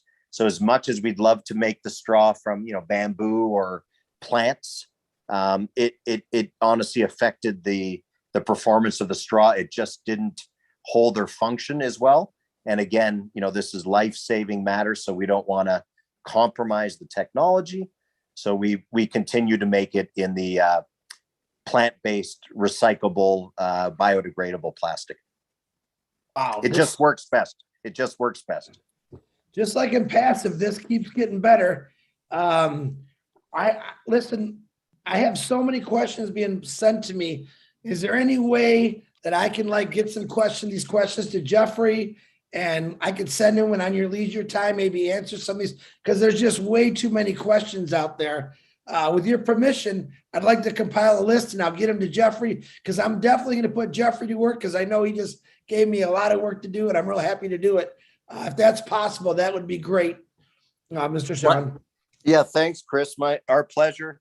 Absolutely. Please, any questions, any thoughts, ideas, feedback, anything at all, just lay it out. And Jeffrey's extraordinary, he's so knowledgeable, and Bob and myself will be glad to go through and answer every single question for you, because I consider this the start of a very special long-term relationship, and the idea is that everyone is familiar and knowledgeable, and we're all on page together. So I know that we're going to do a lot of work together. So I'm very happy to, if it's another call with more discussion or just a list of questions, allow us to respond and get all that information to you. Our pleasure. Thank you very much. Now, Mr. Sean, I have two important ladies that I want you to hear them. One is Marcine, and after Marcine, a very powerful sister of mine from P&G, Nancy. So let Marcine, you go first, and then we'll have Nancy right after that. Go ahead, Marcine. Thank you so much, Chris. Wow, this is a mind-blowing. I see why you told me I was going to cry. I've been crying. Thank you so much for this great opportunity. This is my passion. I finally got it. I just want to thank Sin and Bob for giving me and giving us in Unpassive everything that we always need, because when there's water, there's life. When there's light, there's development. You guys get it. Thank you so much. My first question is, how can I join? Because I'm ready to help my people. Thank you, Sister Marcine, and you have already joined. We're already joined by heart and by mission and passion. So we're already together. Okay, the reason I'm asking that is because I have a need of this water right now, immediately in my country. My people are dying from cholera. They need some drinking water. They need something to get away from this sickness. They are dying day, minute after minute. When Bob was explaining, he's talking about children dying, and I was crying because that's exactly what is going on right now. And I was like, this is the solution. I hope that I can use this opportunity and we can try to do something. Basically, it's horrible. So that's why I'm asking, what can I do now? We have a little group. Our group is all winner, and we have contributed some money. I mean, it's not much, but I don't know if the little that we contributed can help us already to do something for now. Absolutely. You are so right. And Bob touched on that very powerfully. We all know, and that's what drives me, Marcine, exactly those facts that every 6 seconds as a global average, children are dying, and not so much even from lack of water or access to water. It's horribly ironic, but it's from waterborne, water-related illness, right? So we always say, water is life. Water is life, literally, but we call it life-taking water when, like you said, it has cholera or other amoeba, bacteria, virus, all the contaminants that give dysentery or illness. We would love, this is what we serve, this is what we live to do. We will help you as much as we can, as expediently as we can, with as many of our solutions as we can. Let's work together specifically on a focus in the community or the area that you want to focus on. I know the whole world needs implementation of all the solutions, but we just try and do project by project, right? We try and do as much as we can, like you said, with the resources we have for the area. So you could let us know what area, what community, how many people, and yes, we will do everything we can on behalf of we and Water is Life to support and match and back or do a one-to-one with the donations or sending over the solutions. I would be glad to come over with Ken from Water is Life and bring straws with us. So let's work through together on what you feel will be the best, most impactful solution, how many we need, where they're going, which technology we should use, right? Is it one of our filters? Is it straws? So let's identify, what's going to be best, most effective, and then we'll go through how we can get it done as fast and as much as we can. Amen. Thank you so much. Thank you. I am so blessed to be part of Unpassive. This is it. This is it. This is all about. I mean, thank you so much. I'm going to contact Chris and we will go from there. Thank you so much. I really appreciate it. This is it. Thank you, Sister Marcine. God bless. And, yourself, the community, everyone there is in our thoughts and our prayers every day as we literally deal with, I know we went through COVID and, but I always say that before COVID and after, we have the world's gravest problem, which is the water crisis. So we never stop, and of course we're not going to stop doing and giving and caring until we've been able to solve the crisis. And I'm really sorry to hear about the cholera outbreak. We were in Haiti a few years ago, so we've dealt with that. And yes, to let you know, it's important because cholera is, a very unique and, very frightening, horrible. But our straws and our sun springs, our filters do remove, they remove all bacteria, all virus, all amoebas, and cholera as well. Thank you so much. And I also want to thank all my OWINNER brothers and sisters that have already contributed for this water project emergency in Cameroon. I'm really, really happy. We are just in need to win it. And I'm sure we're going to win it. Thank you so much. Thank you, Marcine. Win-win. Absolutely. Let's She's do it. been waiting. I told her, Marcine, you're going to be blown away. So I got people crying on my phone right now, and that puts more water in the air. So I'm happy. Nancy, The my cycle beloved, keeps going. that keeps going. My beautiful sister from Nancy, who I really thought about on this. You go ahead. The floor is yours, Nancy. Wow. Thank you. Thank you, Chris and Matty, and all of you for organizing this meeting. This is one of the very powerful webinar today.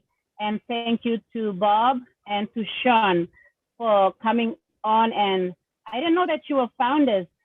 And now my heart is, I'm so grateful. Anyways, thank you so much for today's presentation. It's very, very powerful. I look back to I was listening and I'm thinking of my country. My country, I think we are so blessed with natural resources. We have lots of trees, the air and the rivers, and it's really beautiful here. But the thing I'm concerned about is we are sitting on these natural resources that can produce what you have just spoken about, clean water and clean electricity. But unfortunately, it's not happening. There are a lot of, even right now here in Port Moresby, the power has just gone off and we are like in the heat. I'm outside trying to get some fresh air and listening on this webinar. So I see a big need for clean electricity in PNG. So my question is, I know this is gonna have to go back again to Mr. Mati Digamo. He's our godfather of One Pacific Nation, and also Chris and other leaders, and Mr. Ash himself as well.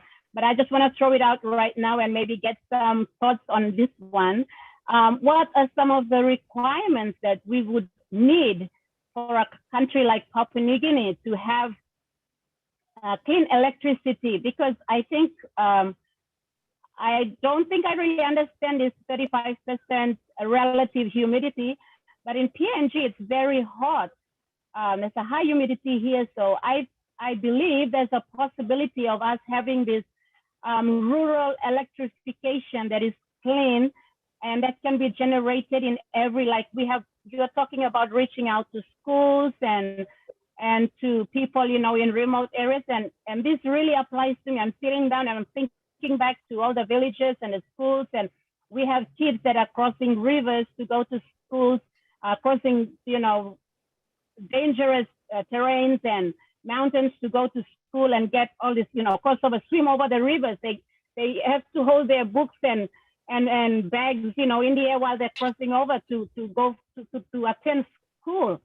So my question is, what are some of the requirements that my country needs, that PNG needs? Or has your company considered PNG in any way before, until today? Or just what are some of the things that you see that can happen in a country like PNG, producing clean, when we're talking about clean electricity?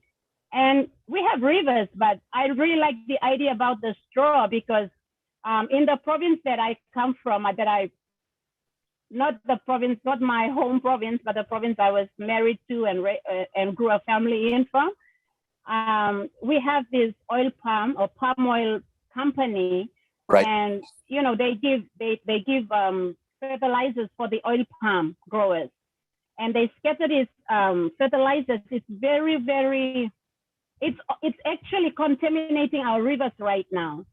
And there are a lot of sickness coming out from these chemicals going and polluting the river system. So I'm also wondering, how can we get the straw from your company? Can we get it sooner? How soon can we get it? What's the cost of it? Can you give me the cost as well?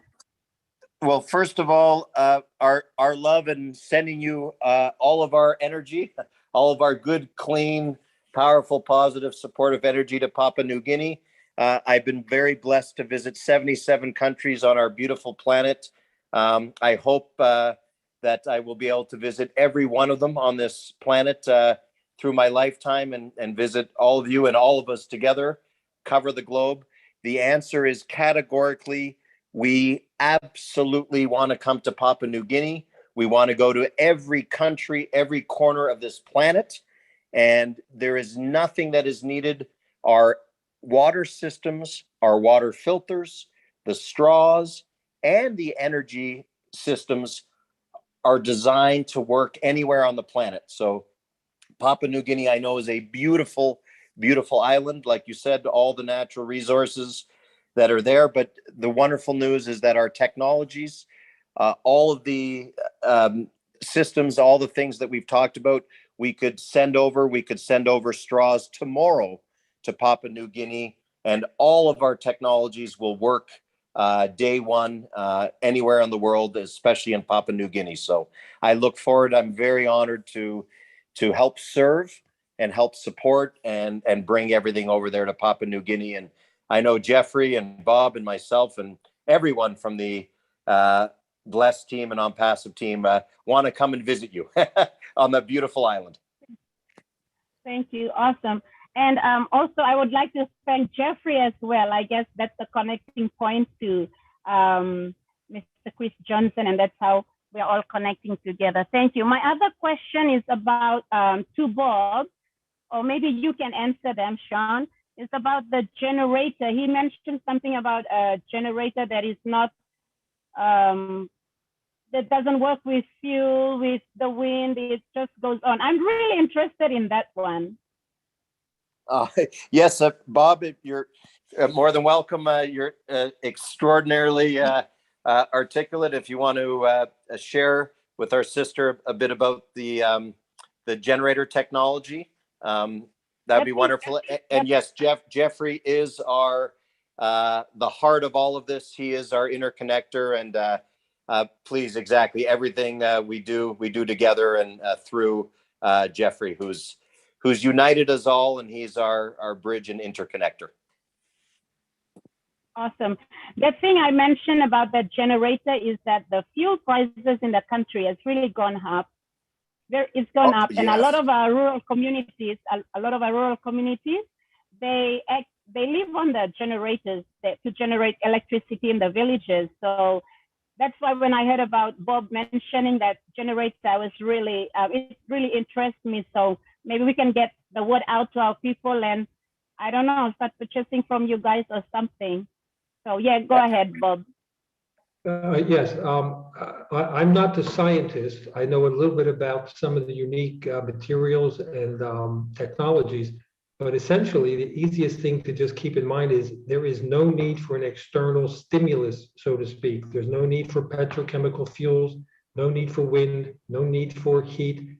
It's a self-contained box, as Sean has explained to me. If you put your ear next to it, you'll hear a hum. That's all. There's no byproduct. There's no thing released into the environment. It's just a self-contained, constant output generator. That's one of the several technologies. And you can read about that on the website, weworldenergy.com. It's called the Magnetron. You'll see it on the website. Okay, thank you. You're welcome. Yeah, thank you, Bob. And Jeffrey will be sharing a lot of information and technical information. And exactly like you said, as we all know, fuel costs are just augmenting and getting higher and higher. But, regardless of the price of fuel, we always say, why worry about the logistics and refueling and putting gas or diesel into a generator when we have a generator, like Bob mentioned, in a container that continuously runs 24/7 as a green generator. There is a battery mechanism built in, and there's a loop with magnetics, but essentially the bottom line is that it requires no outer stimulus, no fuel, like Bob mentioned, and it comes in different sizes, all within its self-contained secure container. So it really is becomes the game changer in terms of logistics, pricings, efficiencies, and our idea, of course, is nothing short of bringing as much clean, green electricity to every building and every business and every community on the planet. Thank you very much, Sean. Thank you so much. And the last and final thing is, I just want to say that, there are many things, wisdom in the heart of a man. Only the wise will bring it out. And I'm just so thankful to Jeffrey and to Chris Johnson and Matti.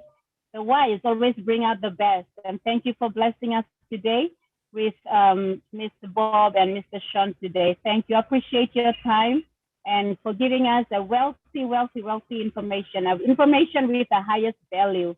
And it is truly a synergizing that is going on with OnPassive and with We Clean. We're going to clean, because OnPassive, we are a clean business, and now we're engaging with clean water, clean electricity. We're going to change the world. So thank you so much for what you guys are doing, and we're going to keep you guys in prayers. Thank you so much. Back to you, Mr. Chris, my brother. And thank you, Nancy. Very excited. Hey, Mr. Sean, how is your battery doing, buddy? I know it's like 11 o'clock at night. I'm in Michigan. How you doing? I know you got to get a drink of water or something. Water is life. Exactly. As you'll learn, as in our friendship working together, not only because I love it and live for water technology, but I'm famous for drinking a lot of water. I love it. We have another incredible, actually, product. It's a technology as well. We'll touch on next time, but it was developed and it's being brought to the world by a very well-known, famous action hero movie star, like a Jackie Chan and Bruce Lee. His name is Conan Lee. He's a collaborator and a friend of ours, a partner of ours. Just a quick note. I hadn't brought it up tonight, but just when you mention about drinking water, it's a drops. So it's imagine essentially just like drops, like a liquid solution of drops that you put in anything, water, soda, tea, coffee, and it is an instant filter. So it filters all contaminants, heavy metals, bacteria, virus, and adds 112 minerals at the same time. It's called the Miracle Mineral Water or Miracle Mineral Drops. And it has been in the US and it has been making multitudes of impacts and testimonials on illnesses, disease. Again, we all know, and we're very sensitive, no one's making claims and we're not, healing and touching on that space, only in so much that I can let you know that it is absolutely extraordinary, that it's an instant drop filters, and you receive the wondrous, powerful benefit of having 110 minerals packed in every drop of the water. So that's something also that we have available immediately. In fact, I was just on local TV in Costa Rica, or nationwide TV, with Conan. He's an extraordinary magnetic gentleman, and he is aligned with We, and he is now a part of We, and he's brought his technology, his water treatment, or his water miracle drops to us so that we could help be the channel or the group that bring it out to the world. And as we all know, just like with food, of course, water and energy, but this, these minerals not only for everyone around the world in terms of their overall health, wellness, and disease, but imagine the impact and life-saving and life-changing could be for kids and everyone around the world that don't have, are not getting the nutrients or the minerals or vitamins that they need in health. So just another extraordinary product that we have in our portfolio of solutions. And again, it can be, it has its core, base with the science that needs to always be on the bottle, but we can also private label that for the Bless or On Passive organization, your wonderful, impressive organization.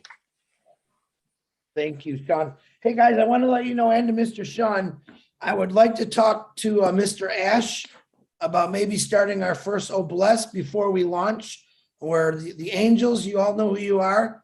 I know we have some countries and some of our own family that are struggling with water. I would like to talk to Ash about it first, and I'm sure Ash is probably going to contact you, Sean or Bob, about this. I'm pretty sure he's listening right now. I know he is traveling, but he said that he'd be on YouTube and listening to this. But just to let you all know, we'll get information where you can get these straws. I'll post them somewhere, if you got family right now, but we want to make this our first Bless project through Sean, through Bob, through we Bless, loving it. Bless, we. I think it's an amazing thing, but I do want to talk to Ash first and clarify he is the CEO of Impassive, and I don't make decisions, he does. But I think after he's been listening to this and hears it, I think he's going to be blown away. I think he's going to be calling Sean as fast as he can. So, Sean, how's your time? I got some hands up. I know it's after 11, and I got a lot of questions here, but I can get them written down and sent to you. But give me a time, Sean. I don't want to keep you all night. No, I appreciate everyone's time. As they say, you never get tired when you're so excited and passionate and adrenalized by all we're doing. No, I'm good for another few minutes. And again, I really cherish and I feel all of your energy and all of your love and support and chemistry. So I think you keep going. And please do wish Ash a safe trip, a blessed trip as he's traveling. And again, anytime respectfully that's good for him, we'll all convene again and look forward and very honored to meet him like all of you. And let's just all align together and do as many great things as we can together. That's so it's about, right? All the relationships, and we're all on team together. Absolutely. I appreciate you. All right, guys, we got like 1, 2, 3, 4, 5, 6, 7 hands. If you guys can do it in a couple minutes, I don't mean to rush you, but you can also send me the questions. Let's start with Dr. Masago. Could you keep it down to like 2 minutes? And then I'm going to go straight down the line on the panel.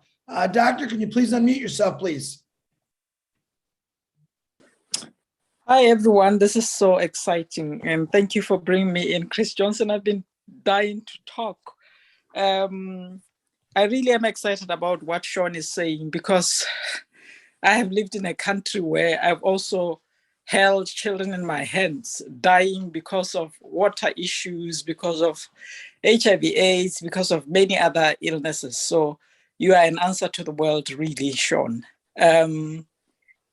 I was just wondering how you deal with politics when it comes to this, because there are already businesses in the world that are using oil in their industries, and they may be opposing to some extent what you do as with green energy or with clean energy.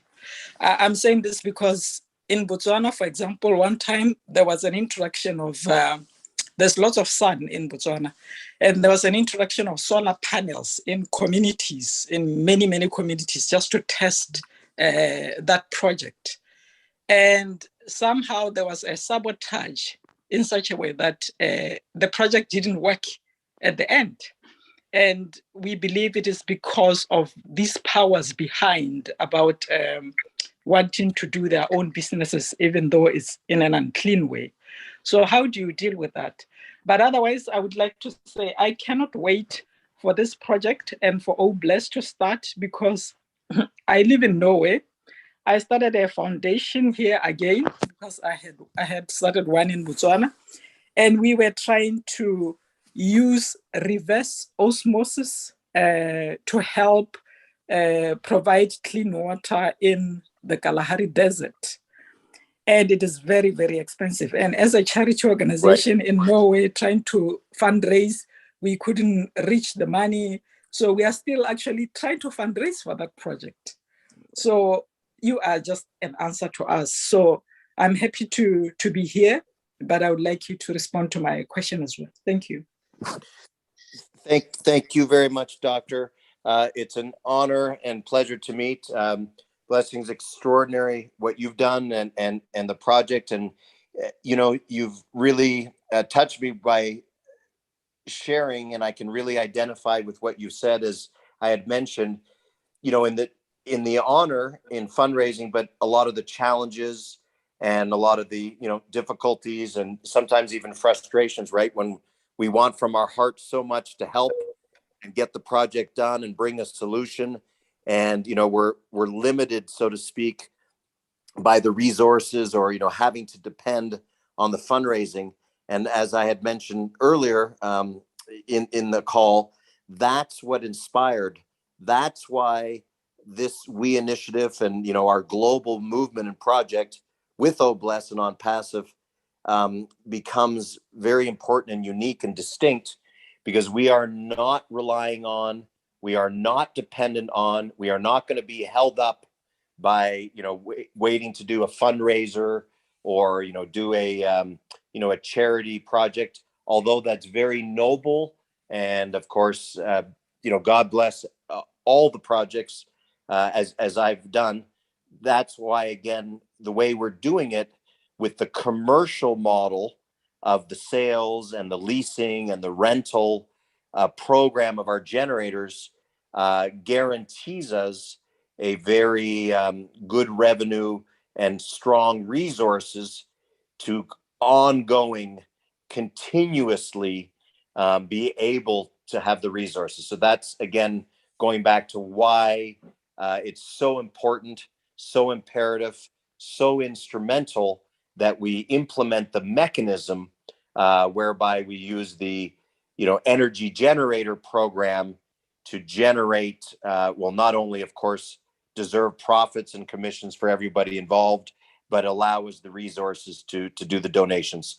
On your second point, yes, exactly. The reverse osmosis, again, depending on where the water source was or the nature of the project, exactly as you touched on, has been historically difficult. Again, just because of the electricity usage and the costs and efficiencies. That being said, I'm glad, you know, not everyone likes to touch on it, but I am glad you brought that up, because politics, as we know, as much as in humanitarian and doing the right thing for humanity and doing something that is a fundamental human right for everyone to have life-giving water. We all know, we recognize that there is politics at play, whether we like it or not, everywhere in the world at all times. And when you're in the energy sector, which is the second largest industry in the world, next to number 2 to pharmaceuticals. And of course, when people talk about energy or the power industry, they're primarily referring to the oil industry. And of course, there is major politics, we recognize, and there are major interests at play and at work, as you touched on. What we have done, we have taken a great amount of time and thought and resources and consulted with some of the, you know, most significant attorneys and industrial leaders, commercial leaders, corporate heads on how we implement this game-changing technology and program in such a way that, of course, we are safe, we are successful, and we're able to implement it without getting, like you mentioned, pushback or you know, other issues that wouldn't allow us to come to market. And that is why we very specifically and very legally and very strategically have our program as it is. Remember, we're not selling the generators, so we don't sell them. There's not a price, and we're not marketing, that we're, an alternative to fuel, or we don't get into discussing that, so to speak. We just happen to have our own generator system that's in a container, in a closed, secure container. It doesn't happen to use fuel. It doesn't use fuel, just like the solar industry is booming around the world, just like wind. Everybody knows that when you talk about clean energy, you're talking about wind or solar at this point, because, magnetic systems like ours are new to market. So what we do is we're very careful that we just have our own rental leasing program. So that's one way that we come in. And remember, we're not, so to speak, doing a grand scale marketing of, this is the generator that's, changes the world. We just humbly come to the world direct to our customers. So businesses and buildings or projects, or, hospitals, schools, agricultural, government buildings. And we have thousands of them right now already interested and signed up for our program. So remember, it is the right, and no one can stop us. Just like by law now, homeowners are allowed to put solar systems, right? People are allowed to, so to speak, go clean or go green, or, be independent, keeping the grid as the backup with solar or wind. We just happen to be another alternative or another system that's a no fuel based system. But we try and keep things, congruent, and we keep them under our program where we lease and rent as opposed to selling. But truly, we don't know, we can't control, some of the politics at play, but we do our very best to bring out the program in that regard. And again, the important thing is that we just offer a program, a leasing rental program with our generators, direct to customers, direct to businesses, keeping it in that regard. That's why we are not entering and not getting involved as much in the politics. We're just dealing with our customers. And part of, I think, the success or the support of our program, remember, has been that we are supplying our generators, actually, believe it or not, to oil companies. There's many oil companies. There's natural gas companies. There's mining companies, government entities, military, everyone, government buildings, state senators, Capitol buildings, all that want our generator and need our generator. And as much as we know we're going to make a major impact, and we would love to get to every building on the planet soon enough, keeping things in perspective, even if we, implement 5,000, 10,000, 20,000, 50,000 businesses and customers, that's a major portfolio and business for us, but it does not even make a dent.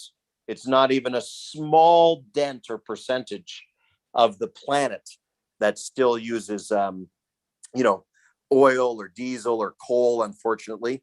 And that being said, those are just some of the things that we do, mitigating the politics of things. But we truly feel we have support, Doctor, as well. Now, as you know, there's never been a more important time in humanity. There's so much support for green energy right now, from the UN, from government levels, that, we're getting a lot of support and a lot of backing from organizations and groups to bring out our solution. And once our generators are in the market in enough scale, as Bob sort of always says, I like his phrase, you can't put the genie back in the bottle. So we will be out there We will have our generators across the world in different businesses, different buildings, oil companies, military, and I don't believe there'll be a force that can stop us or push it back. It'll be the new way of the world. Of course, we're not going to replace oil by any means and anytime soon. That's just the reality. But if we can, implement and impact and help thousands and thousands and thousands of villages and buildings, we're just going to do it one step at a time, one generator at a time. And we are working with some, very strong groups and interests and different politicians, if you know what I mean, that are on our board, that are we ambassadors, that are a part of our team, helping us get these out there into market successfully. Thank you very much. I'm glad. It's just that it is very important that Bless also thinks about this, because there are monopolizing companies that may find a way to block this implementation, especially if you want to do it massively in communities. Like, I am looking forward to so many communities benefiting from this water project, especially. But I do not want to deny that there are such kind of blockages on the way. And I'm glad that you already have been there and you have solutions in place, attorneys, ways of talking to politicians. Systems just have to be penetrated in order for this to have massive impact. In some countries, we should just be aware that there may be challenges.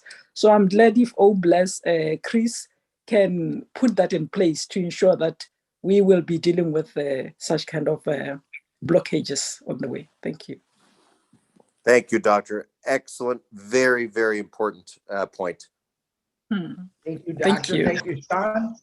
I'm going to treat, guys, it's 11:17. I know Sean is probably one of those guys that says, I can talk all night, but he's probably got to use the restroom or his wife's pointing the finger at him. So let's shut it down 11:30. I'm going to get through as many as I can. Bruce, unmute yourself, guys. And I'm sure at a later time we can invite Sean and Bob back at their convenience and we can keep this going. So Bruce, go right ahead until Sean's battery dies, or 11:30. Thank you, Chris, for getting this together. And thank you so much, Jeffrey, for bringing these gentlemen to us. And thank you, Sean and Bob, for having the enthusiasm and compassion you have. And welcome to Unpassive. I 20 years ago, I found a guy who had what looked like a box that actually did what you're talking about. It actually took the atmosphere and made it into water.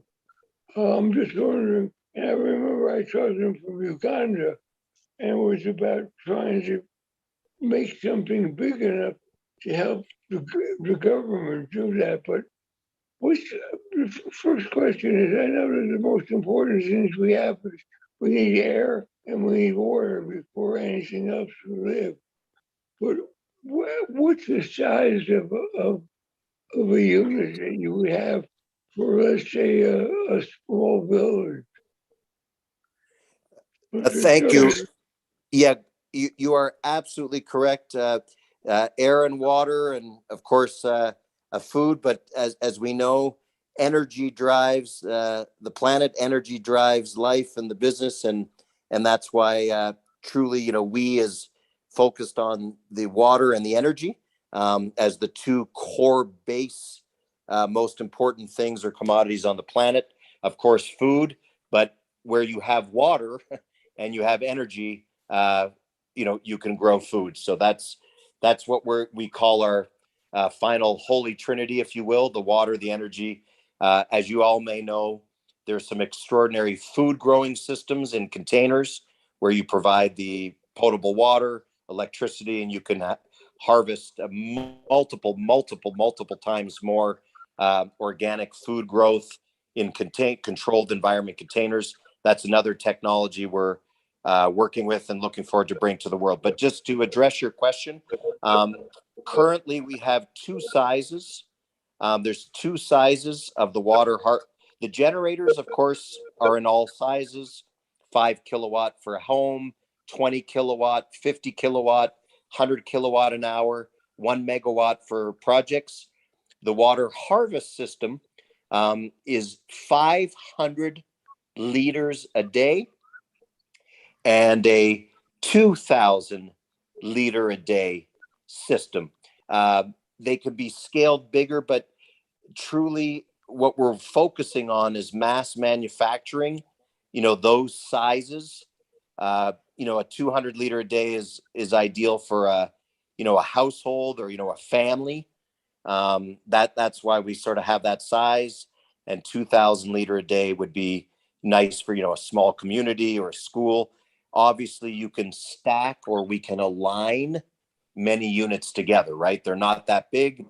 You'll see the picture. So we could put many machines next to each other and get as many thousands of liters a day as needed.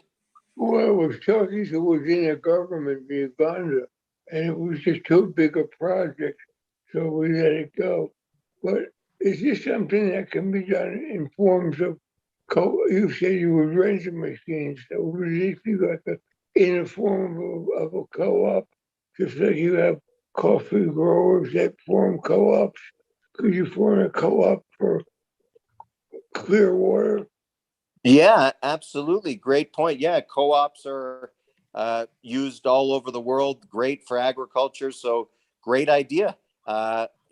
Local community or people could form their own water co-op or water delivery co-op for sure. And again, just to kind of touch on what we talked about before, our job is essentially to provide the system, right?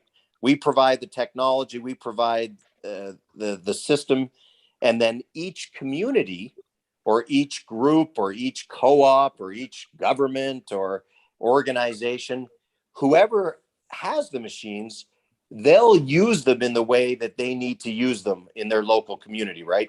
They can gather and collaborate and make a co-op. They can make a water company. They can bottle it. They can distribute it. They can resell it. They can donate it. So again, our job is to get the technology out there to the communities.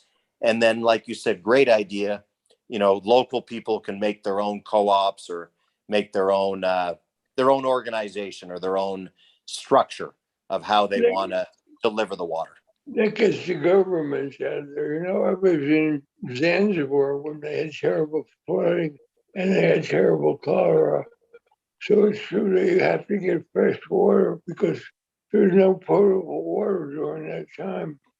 So this is a way to get people to have drinkable water that they don't have to boil, which would be much better than what exists right now. Is that correct? That is exactly correct. Absolutely.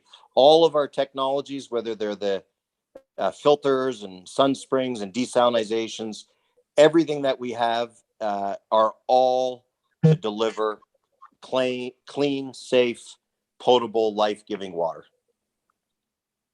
But one last question. This has to do with, I've been to Kathmandu and all places, and everywhere they have no decent toiletries. Would this kind of system work on the drainage system at all? That's a good point. Amazing where you've been in amazing places around the world. Kathmandu is somewhere I would love to go. I haven't been, but keeping in mind, remember, we don't get involved with infrastructure and, pipings and, the city waterworks, because of course that is either in most cases an archaic system, or like in the US, a system that's, contaminated or rusted or not delivering. That's a municipality or a government or a city's, that's their world, dealing with the infrastructure. So we don't get into the engineering or water pipes or systems, but our technologies, our systems allow for off-grid, no piping, clean, safe water anywhere at any time, either as a filter, working with your own filter or the community filter for the contaminated water source, or having the water harvest system that will deliver water to you on the site, in your home, in your building, on your farm, on the spot, where we don't have to worry about the failing archaic water system in that country and in many other countries around the world, unfortunately. Well, I appreciate you for all of your compassion and your enthusiasm. And I look forward to working with you in the future. Oh, likewise. God bless. Thank you. Thank you, Bruce. Guys, we got about 5 minutes. Milo, go. Go, Milo, Hey, go. thank you, Chris. Thank you, Peter, for having this show, and all the founders that have come on. And thank you, Jeffrey and Bob and Sean. And I just got a couple questions. About how many households would a generator take care of? How many would it supply, number one? And is this something that is scalable? Is it something that, say, if you had an apartment house, you could go from 5 apartments to 300 apartments and put something in? And it's just, do you just change the filter if you want to scale up, or is it something you should do in advance? And then also, I guess what I'm asking is it scalable, and is the energy storable? If you have extra energy, is it storable? Thank you for your time.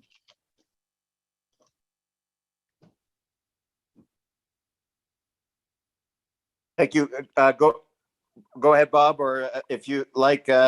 Thank you, good sir, for the question. And the answer is yes, everything is scalable. It's very important. I'm glad you brought that up.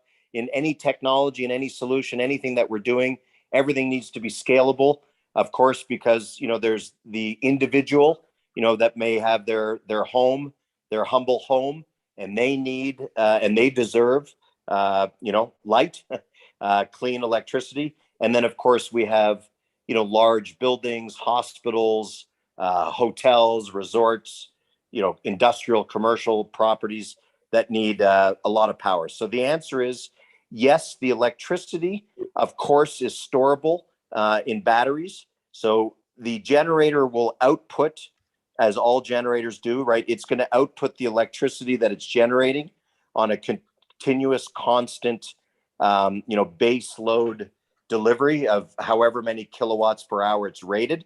So let's say it's a 100 kilowatt per hour generator that will put out a consistent 100 kilowatt per hour delivery. If you need a megawatt, we put down a megawatt size. So if you have 300 apartments or 10 apartments, whatever the size of the building or the application, we put the appropriate size generator to cover the full electricity needs. So we have scalable sizes. We could stack various generators together. And yes, of course, any of that power coming out could be put and stored in a battery if so chose or needs to be done. Do we know roughly about what an average household uses? That's a good question. The average in the United States of America is about 7. I think it's like 6 to 8 kilowatts per hour in the United States is the average household use. And of course, it depends a little bit state to state. In the summertime where a lot of electricity is a lot of air conditioning is being used, or in the cold winter months, because as you know, the largest consumption of electricity is heating and cooling. So when you're blasting the air conditioning or the heating, that's what requires a lot of the electricity. So every state depends on their price and their peak hours and surcharges. But a general average or a rule of thumb is 5 to 8 kilowatts an hour in the States. A lot less in developing countries. All righty. Thank you very much. All right, Michael, you're the last one. Go, go, go. Hello, thank you, everybody. Thanks very much for the evening. It was a thoughtful one, and I think it speaks our language for us, the engineers right here. So I just wanted to ask you, Sean, this is the question. I used to work in the oil field as a drilling engineer and in Fort McMurray in Calgary, in Canada. Oh, yeah. Engineer Mike, all right. Yes, sir. Cold Calgary, Alberta. Yes, I'm from Calgary, Alberta. Yeah, we used to have temperatures goes like minus 50 degrees in Fort McMurray when we're doing drilling. and you see everything goes shut down. Every the oil that is coming, it turns to pure ice. You know, we start to heat up all the pipes and all of that. So with your technology, can we have the generator? Can it still be working under the -50 degrees kind of thing? Then secondly, I would like to know where you people are located so that we can come, come visit your facility and see what's going on. Thank you. Absolutely. An honor to meet. Thanks, Engineer Mike. I'm originally from Toronto, Canada. So you brought back memories of some cold winter days growing up. I've spent most of my life in warmer climates, but always a proud Canadian. Excellent point you brought up, and it is important to share. And as an engineer, a brilliant engineer as you are, you're on it. The water harvest system does not function below 0 temperatures. Unfortunately, as you can imagine, and the reason why is, as we talked about earlier, right? We're taking the vapor, the gas, turn it to ice. So if it's below 0, it conflicts with the box. It just can't harvest frozen, frozen gas or vapor. So as much as we'd love to, we do have a lot of communities, as you know, in Canada, the reservations, the First Nations communities that we've worked with over the years to help. What we do there is we can use the system, but we just have to have the system in like, a shed or, in a building or, just under a covering where it's at least above 0. So if we just put it out in the elements in the middle of the open fields of Fort McMurray, of course, it'll all freeze up. The science just won't allow it to work. But as long as we have it in a protected, house or like a shed or, just a little building, and we can keep it above 0, then it will function, then it will work.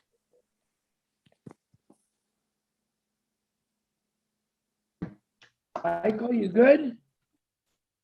Yeah, but there was one, the last one was that, can we come visit where your facility is? Oh, sorry, Andrew, Mike, you're absolutely, we're, as we say, proudly located all over the world, literally. We have some of our generators and our products and our systems in over 54 countries. We work in over 50 countries worldwide right now. We have set up. We have World Energy dealerships, distributors, channel partners all around the world. As you know, we also work very intimately with the United Nations in a lot of countries. But you let me know where you are, and absolutely, as an engineer, I know you'll appreciate it.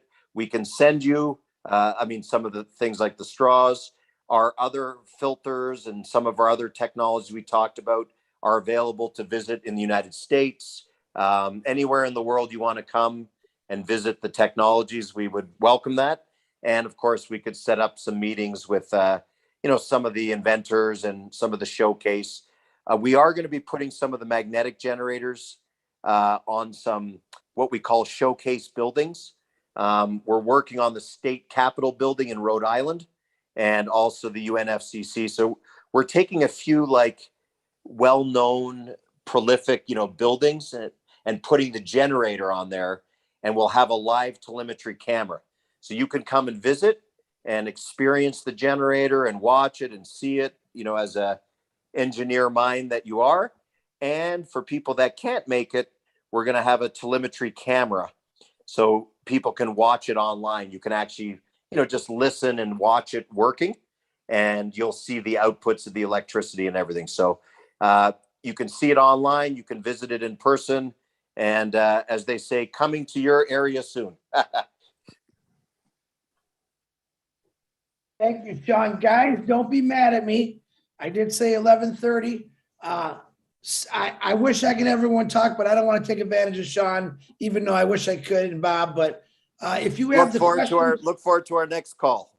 There, that sounds great, Sean. And Sean, Bob, first of all, guys with their hands up, send your questions to me. I promise I'll get them to Mr. Sean, Mr. Bob, and Jeffrey. Sean and Bob, it's been excellent.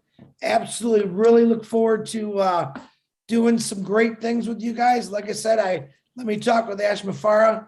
I'm pretty sure he's going to be blown away. But man, I don't know how to thank you guys.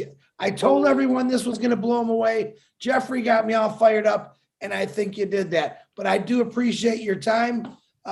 Jeffrey Morlock, thank you for getting this connection. Absolutely wonderful. Lynn Nakamoto, thank you for helping with this panel.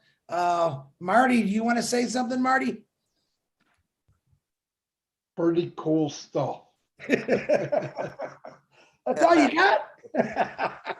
Thanks, Marty. That sums it all up. It is. It's amazing stuff. So, Sean, Bob, once again, appreciate you guys. Thank you, brother Chris. Wow, very proud of I you. feel your energy and passion coming through the phone. It's infectious. And Jeffrey, absolutely, all of our gratitude and blessings. I feel so honored and blessed to have met everyone. I feel like we're all together, and I really look forward to serving together and aligning on this project together for life with every single one of us on the phone. And this is our first of many, many calls and times together making this happen. Absolutely. Guys, appreciate God bless both of you. God bless y'all. Guys, let's everyone unmute yourself, give them a round of applause, appreciation. And we'll shut Thank you so much. Thank you so much. Thank you so much, Sean. God bless you. For everything. Thank you. Yeah. Only go with the best Thank you. of the best. Thanks. Thank you. Thank you so much. More than Bring those guys on. Yeah. Nice rock. Thank you. Thank you, Chris. Thank you, You rock, Chris. Jeffrey. So much.